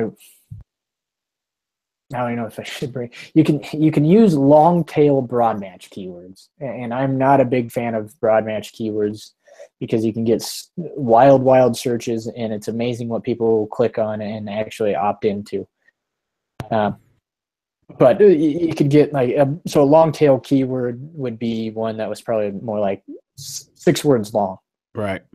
And making that broad match keywords, though, are the good side of those is they're typically cheaper, but the bad side of those is that you probably typically get more clicks off of those that mean absolutely nothing to do with motivated selling. So I would say starting with a batch of maybe like phrase match or exact match keywords that you can find 10 of and go that route. No, I love it. No, that's again goes back to you guys make sure that you guys are checking out 135. I think that's a great resource for those of you just starting out. And you kind of want to, especially if you're in a big city. I mean, I don't want to get too much because we cover a lot in that call. But yeah, like if you're in a big city, one of the first rule that I tell people is don't go after the metropolitan area, right? So kind of the same concept of how we have you guys set up city specific pages, right? So, obviously your homepage, like here, that the homepage will be your main market city. And the reason why I like choosing a metro area for the homepage is because your homepage is your most powerful page of your website. So you want to leverage that, especially if you're doing SEO. And then you start creating city specific pages for the surrounding areas, right? So now the idea is that these pages will rank faster, but are you going to get volume in these areas? No. Your volume is going to come through the metro area, which is going to take time. So it's a process. So same with AdWords. So if you're on a limited budget, I would say strategically just go after. That's the beauty of AdWords is you can target by zip code. I mean, you can. So a quick strategy. I think we taught this in that call 135 is one strategy you can do with PPC is if you're this works great if you're wholesaling.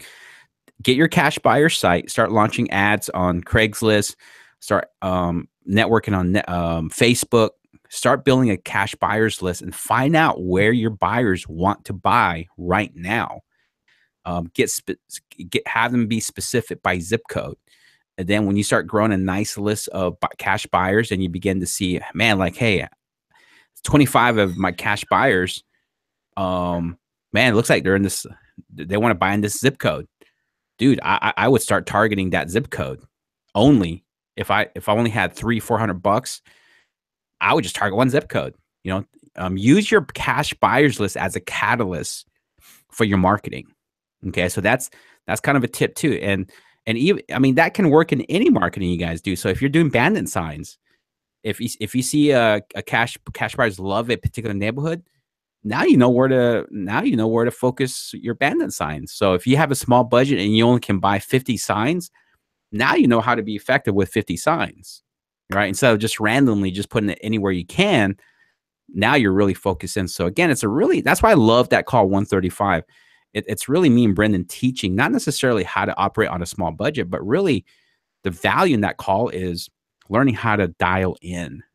And that's how you can get the most out of your budget, So anyway, anything else, Brendan, that we need to go over this with here? No, yeah, good there. All right, so let's go back to the what does Trevor say? Prezzo? Prezzo? Is that how he says it? Prezzo? Let's get back to the Prezzo. Trevor's really good at like abbreviating. He just makes it sound cool. All right. Yeah, and these are just some of the benefits that. Okay, cool. So here's some of the. So go for it.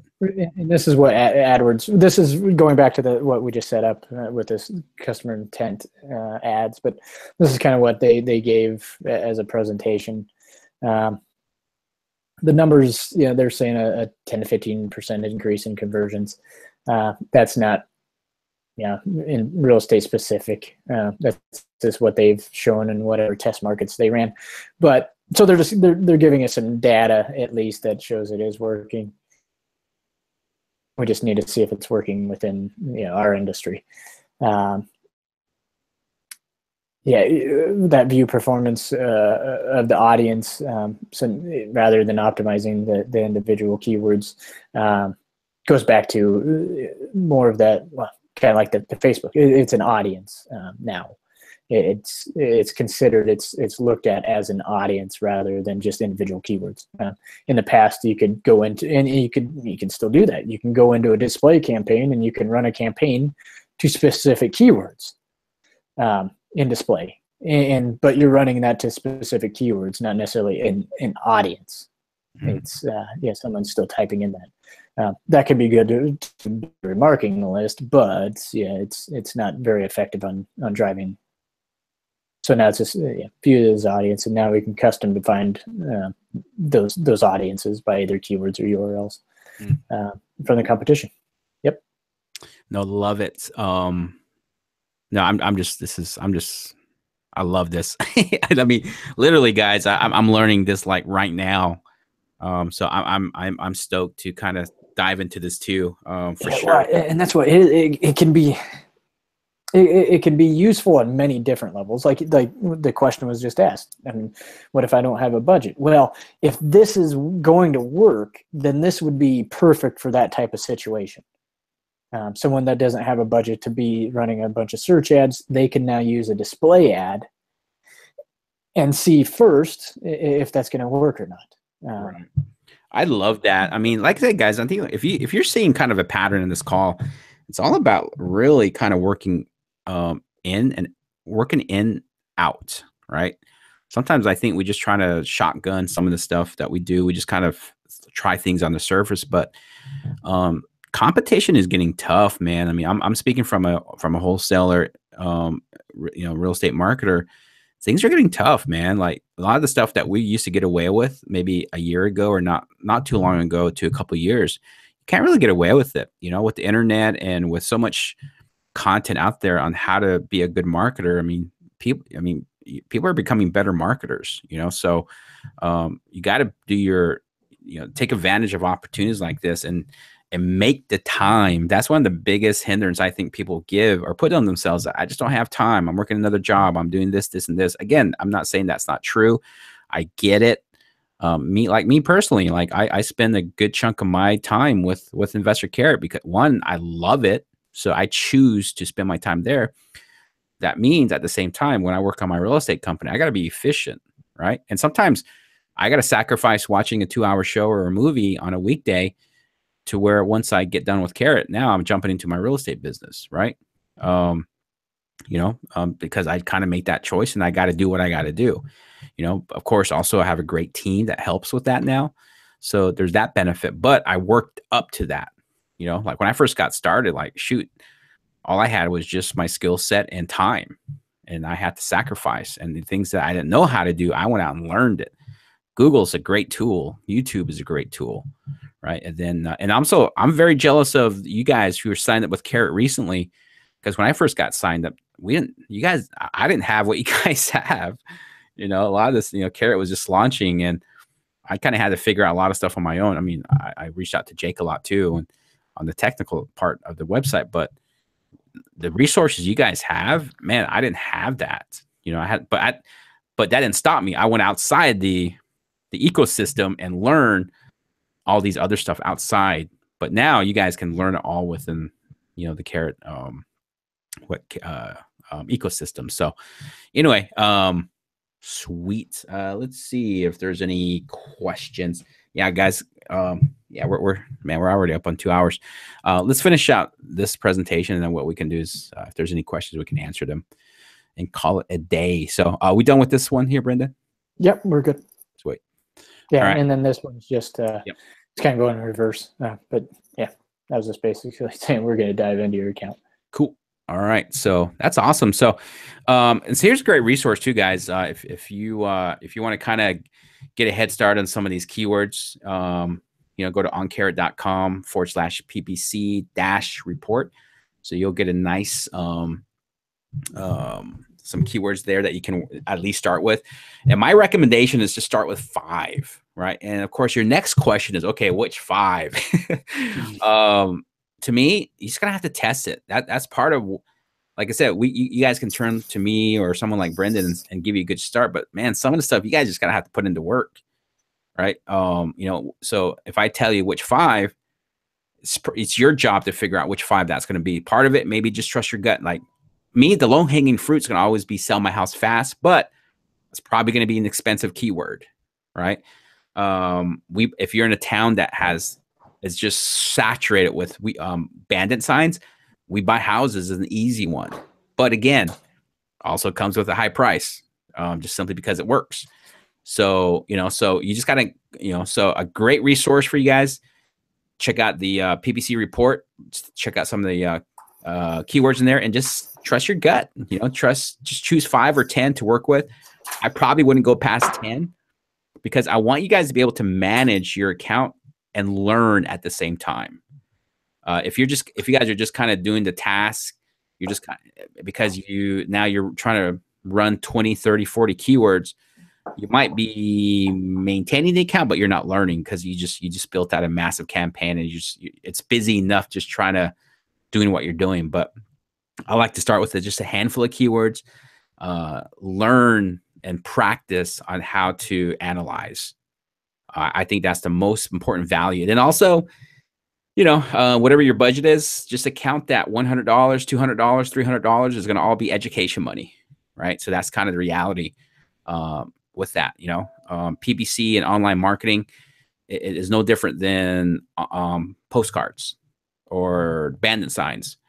You can't expect 100% results.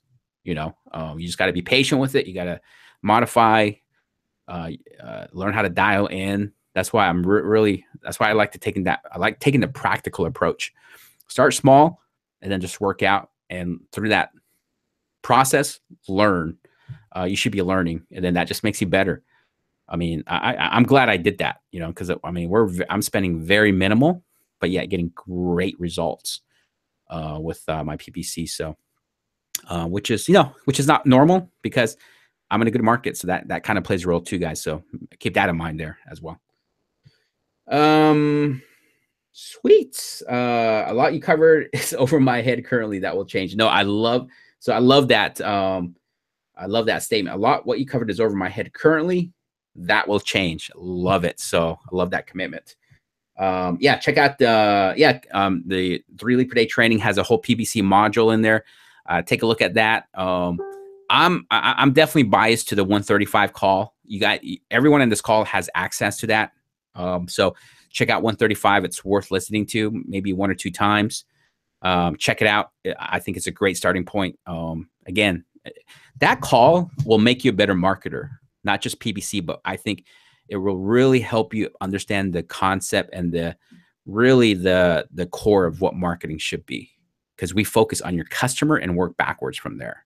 Right. So, oh, here's a good question. I know that with mobile, the location tracking by Google is a whole lot better, but with desktops, I don't think the zip targeting would be effective. Correct.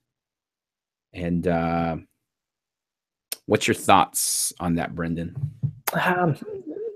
Zips could be limiting. You could be limiting, your reach.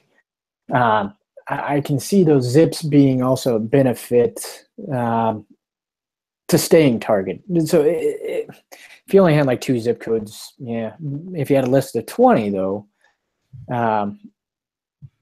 great. Yeah, then maybe good, because then you're showing ads, and then if I had zip codes in there, I would set it that there's an audience. They can just show ads to people within your target locations. Mm-hmm. I would set that then as just you have your zip codes and you're only showing ads to people in your target locations. Benefit of that is that you're then eliminating any chance of someone outside clicking on your ads and wasting budget or wasting time on leads that just aren't in your target market. And so yes, I think it could work, but if you only had a few, it could be a limitation. You might not be as reaching.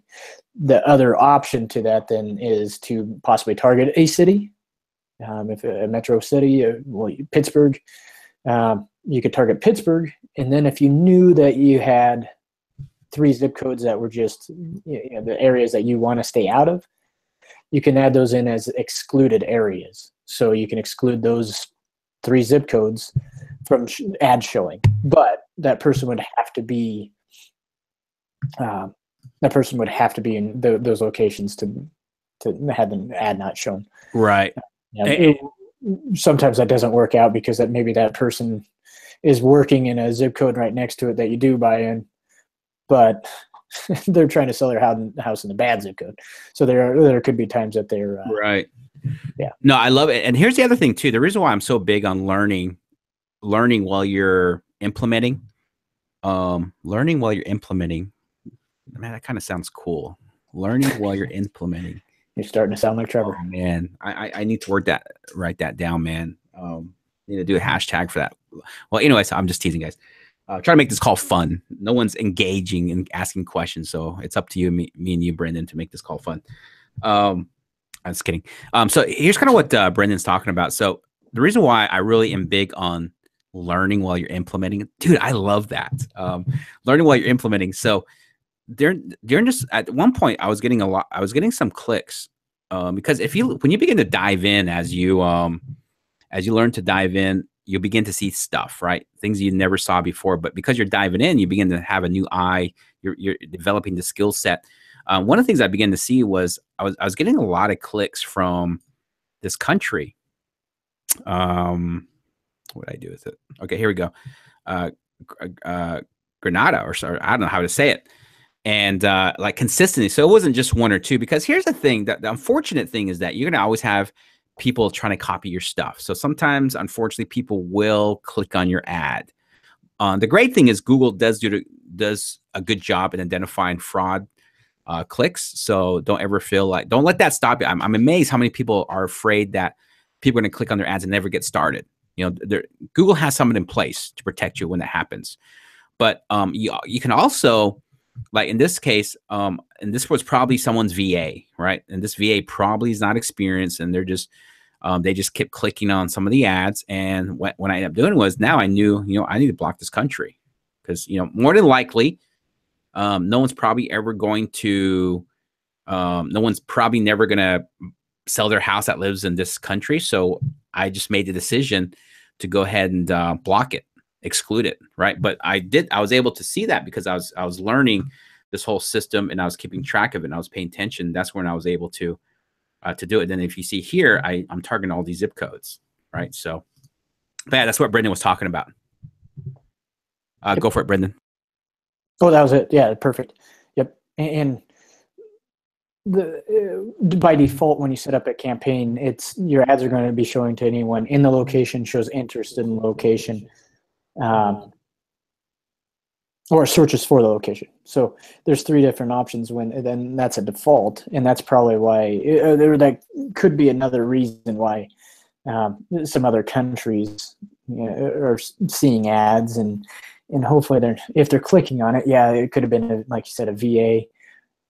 A lot of the times they're not, but even if they're not clicking on it, if you had 50 impressions from a country that just is ridiculous, that's also hurting your click-through rate. And click-through rate is one of the factors into a quality score. And if you have a higher quality score, then you pay less per click.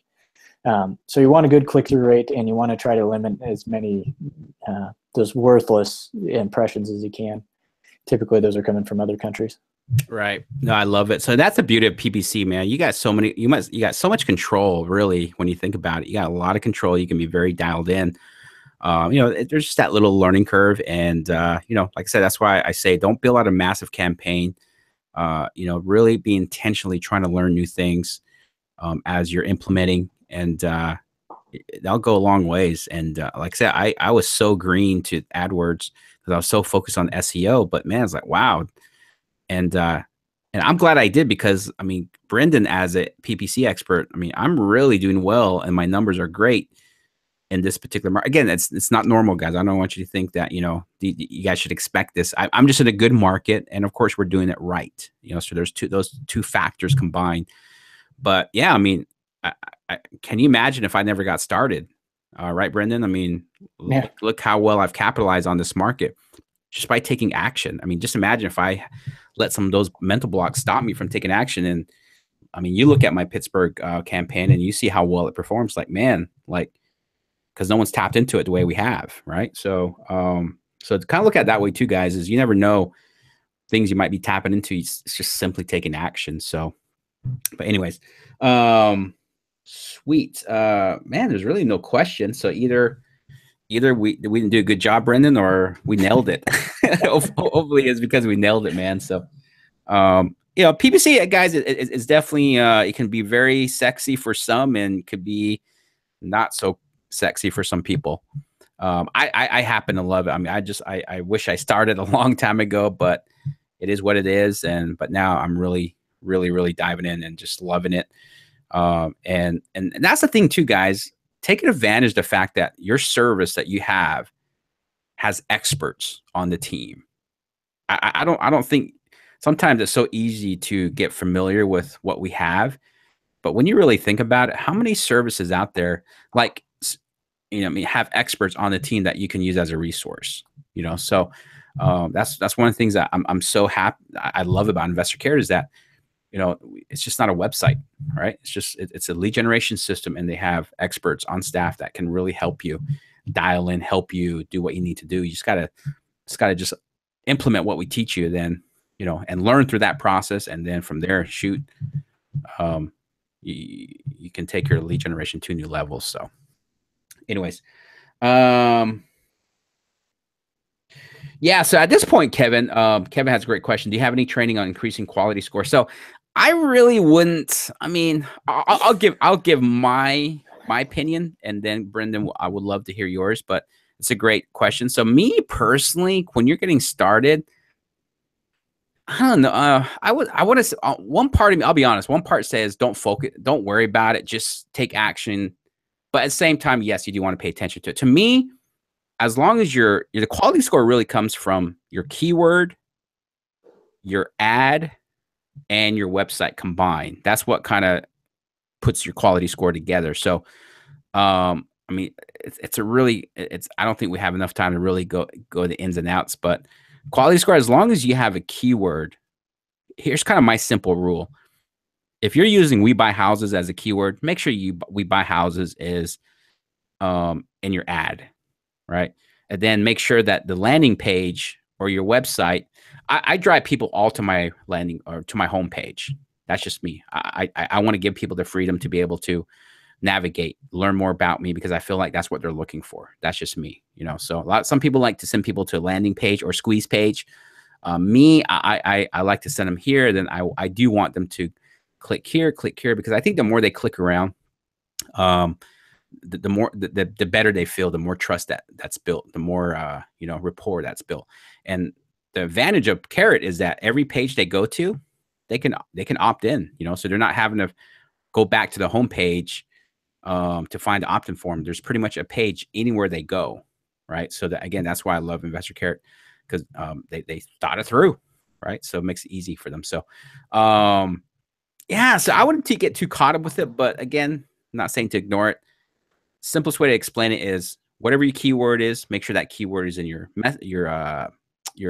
ad, and then make sure that it's probably on your landing page, wherever you send them to. So so that's my 2 cents. Yeah, and you're kind of on it. You could go down a rabbit hole and try to get every quality score up on a keyword, but you do need to pay attention to it. I'll use just this one as an example of an account that I was looking at the other day, and if I remember right, the quality score was a 4. It could have been a 5, 4 or 5, for a exact match. And maybe I won't use the city that this person was in, but is the exact match, sell my house fast in this specific city. So great keyword on the landing page. So you had it in a landing page. You have it in where you can put it within the ad. But what location this person was in, or the investor was in, is busy. So their expected click-through rate was what was driving down their quality score. So their ad was great, their website was great, their landing page experience was good. It was the average click-through rate was what was hurting it. And this is, I remember this because I was diving in on this specific keyword to see what could possibly be done more with this account, but this keyword kind of caught my eye. They were in a decent ad position. They were above 4, so they were in the 3s, so good spot. Good spot. No reason that a click-through rate shouldn't be higher in a 3 position. If I would have said it was in like a 6 position, then click-through rate probably isn't going to happen. But top of the page, so it was actually this market that they were in was a factor. It was a factor because their click-through rate was below average in AdWords eyes, and that is factoring in so heavily on the quality score that, boy, they're trying everything they can to bring that click-through rate up, but it's almost out of their control. They could be in the 2 spot and AdWords would still see it as a low click-through rate. So no, I what you're saying is 100% right. So here's a good, I didn't mean to cut in, but I got so excited. so here's a good example. Like, I'm using We Buy Ugly Houses as an example because honestly, I don't really mention anything ugly, right, on my homepage. Okay, so let's keep that in mind. But if you look at my AdWords, my quality score, at least for these top 2, is 10 out of 10. Yeah. Right. Yeah. And remember, quality score, Google does take into account the landing page, which in this case is my homepage. So now, of course, your landing page relevance. Yeah. Yep. So now, of course, on the other end, Google, I think, is doing a better job in identifying how We Buy Houses is similar to We Buy Ugly Houses. So it could be coming from that, but the argument kind of gets out of that, because then we got this one here, reviews. We Buy Ugly Houses reviews, and then my quality score is a 6. Right. So, and more than like, so my guess is, just from my observation, I think the biggest difference it makes out of the 3 equations, I think, to me, is your ad. Does your ad have the keyword in there? Because this one, I probably don't have the word reviews inside on my ads, right? But I do have We Buy Ugly Houses or something equivalent to that. I mean, now be careful, guys. Don't use We Buy Ugly Houses. That's a whole different topic. But don't use We Buy Ugly Houses on the front end on your ad because you might get a cease and AdWords will just disapprove the ad. Right. Yeah, so you can't actually say "We Buy Ugly Houses" in the ad. Yeah, on your ad, right? Now you can put "We Buy Ugly Pittsburgh Houses," right? So, but that's so again, yeah. So don't get too caught up in the quality score. And be honest with you, Kevin, I was even thinking about quality score, but yeah, I got a 10, right? So, so yeah, so it's one of those things. Yeah, pay attention to it, but don't go back and forth trying to like if you get a 7, be okay with the 7, right? So it's one of those, fill it out. If you get a 7, like here, I got a 6, but I'm not going to stress over that.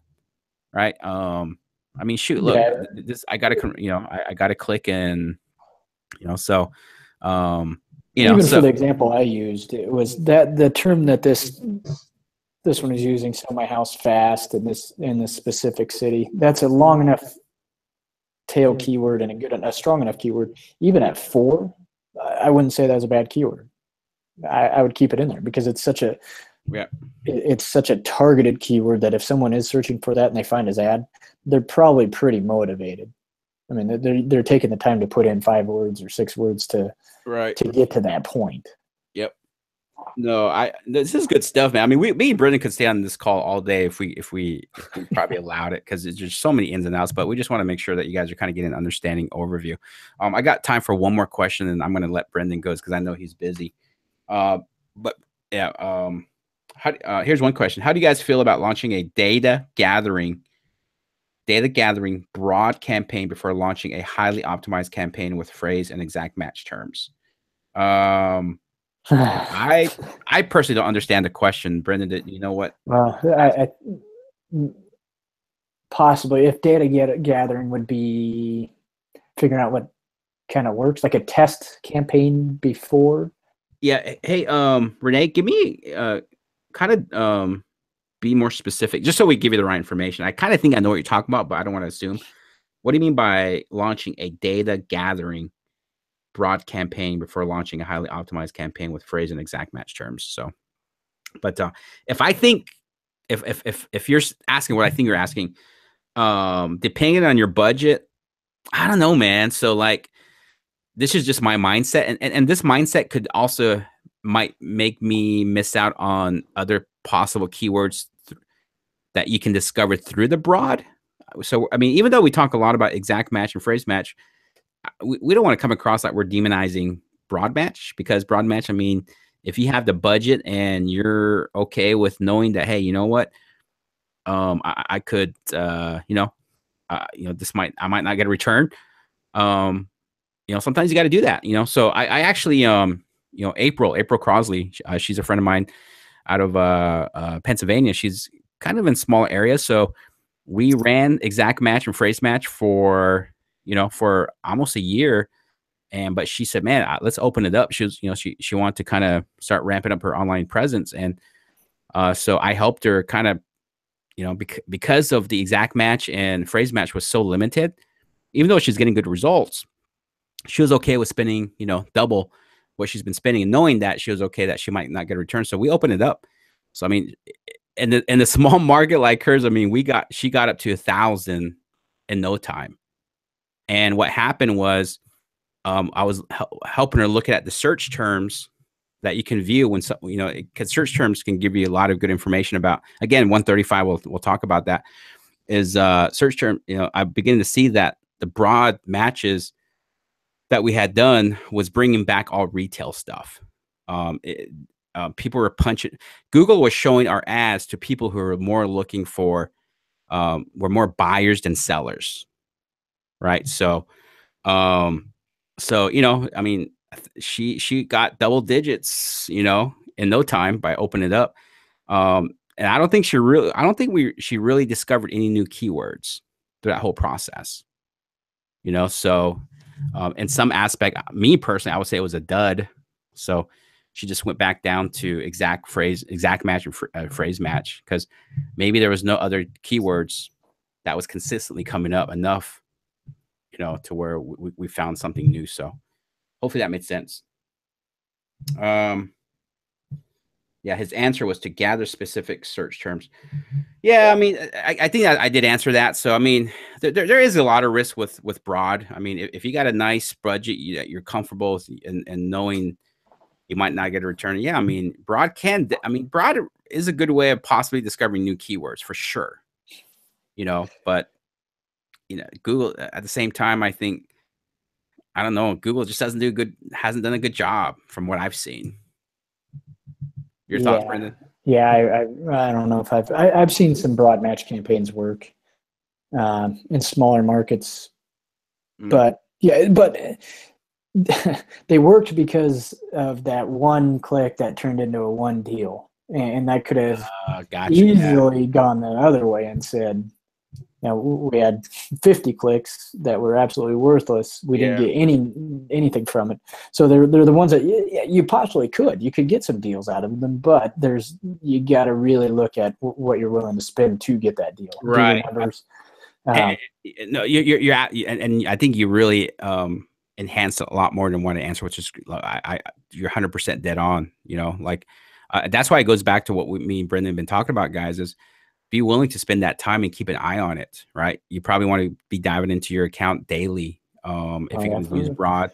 Yep, especially with broad. Yep. Especially with broad. You definitely need to keep I wouldn't go more than a couple of days to stay on top of it.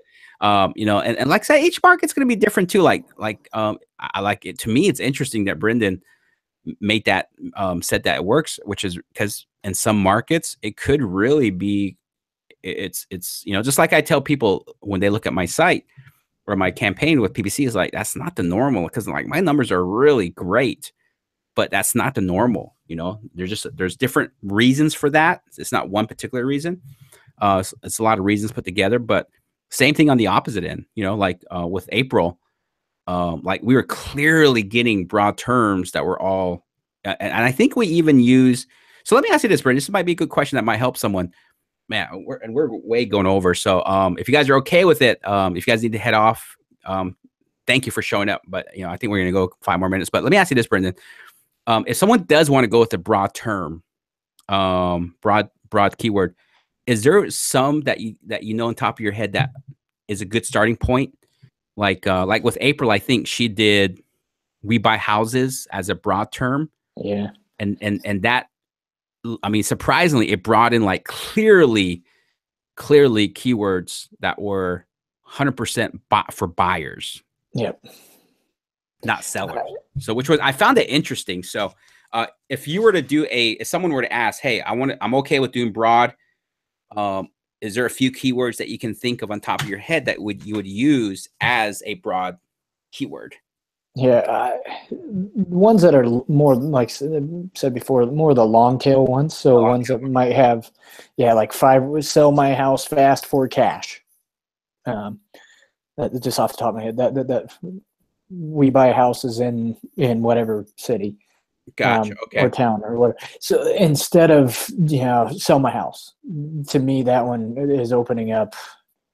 For a totally different market. And I remember one that it's been a few years now, but the keyword was get rid of my house. I believe was the keyword, get rid of my. So a fairly kind of long-term one. And I remember clicks coming in through that one for get rid of my house lamp, get rid of my dog, get rid of my fleas. Mm-hmm. Get rid of my fish. I mean, just, you could get anything, but people were clicking on those. Even though they had nothing to do, they were still clicking on a real estate ad. It wasn't anything to do with get rid of fleas or anything. Right. So people are going to click on those, and just that's where it can really drain. Like you said, geez, you could be up to $1,000 in a few days and not get anything from it, or set your budget low, but with broad match, and you're trying to data mine a low budget, you're not going to get a lot from it.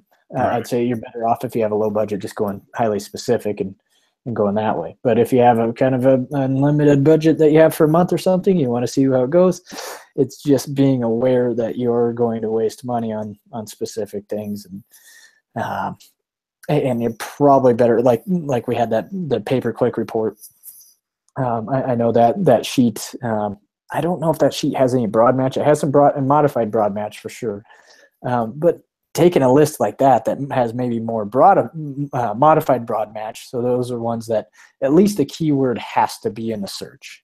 So if you have modified broad match, and those are distinguished by a plus sign, we buy houses, then we buy houses has to be in that term. Right. They could be all over the place, but it has to be in that search term. Right. 10 other words could be in that search term, but those have to be in there. And I kind of prefer, you can get some pretty good data off a modified broad match, and it opens it up a little bit, but it's still staying a little bit more on the targeted side.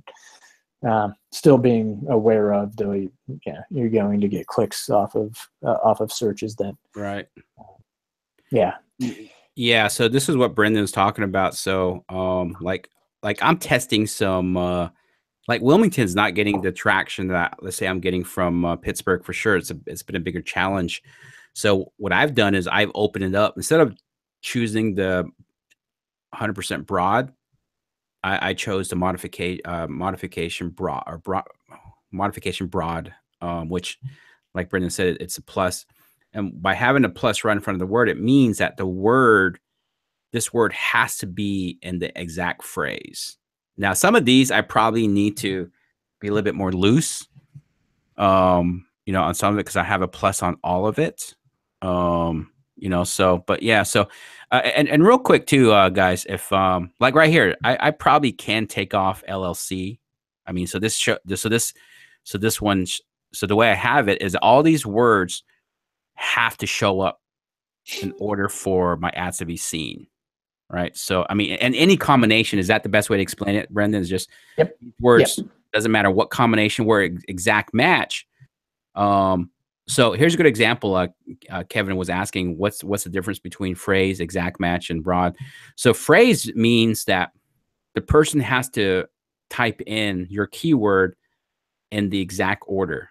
That's why it says phrase match.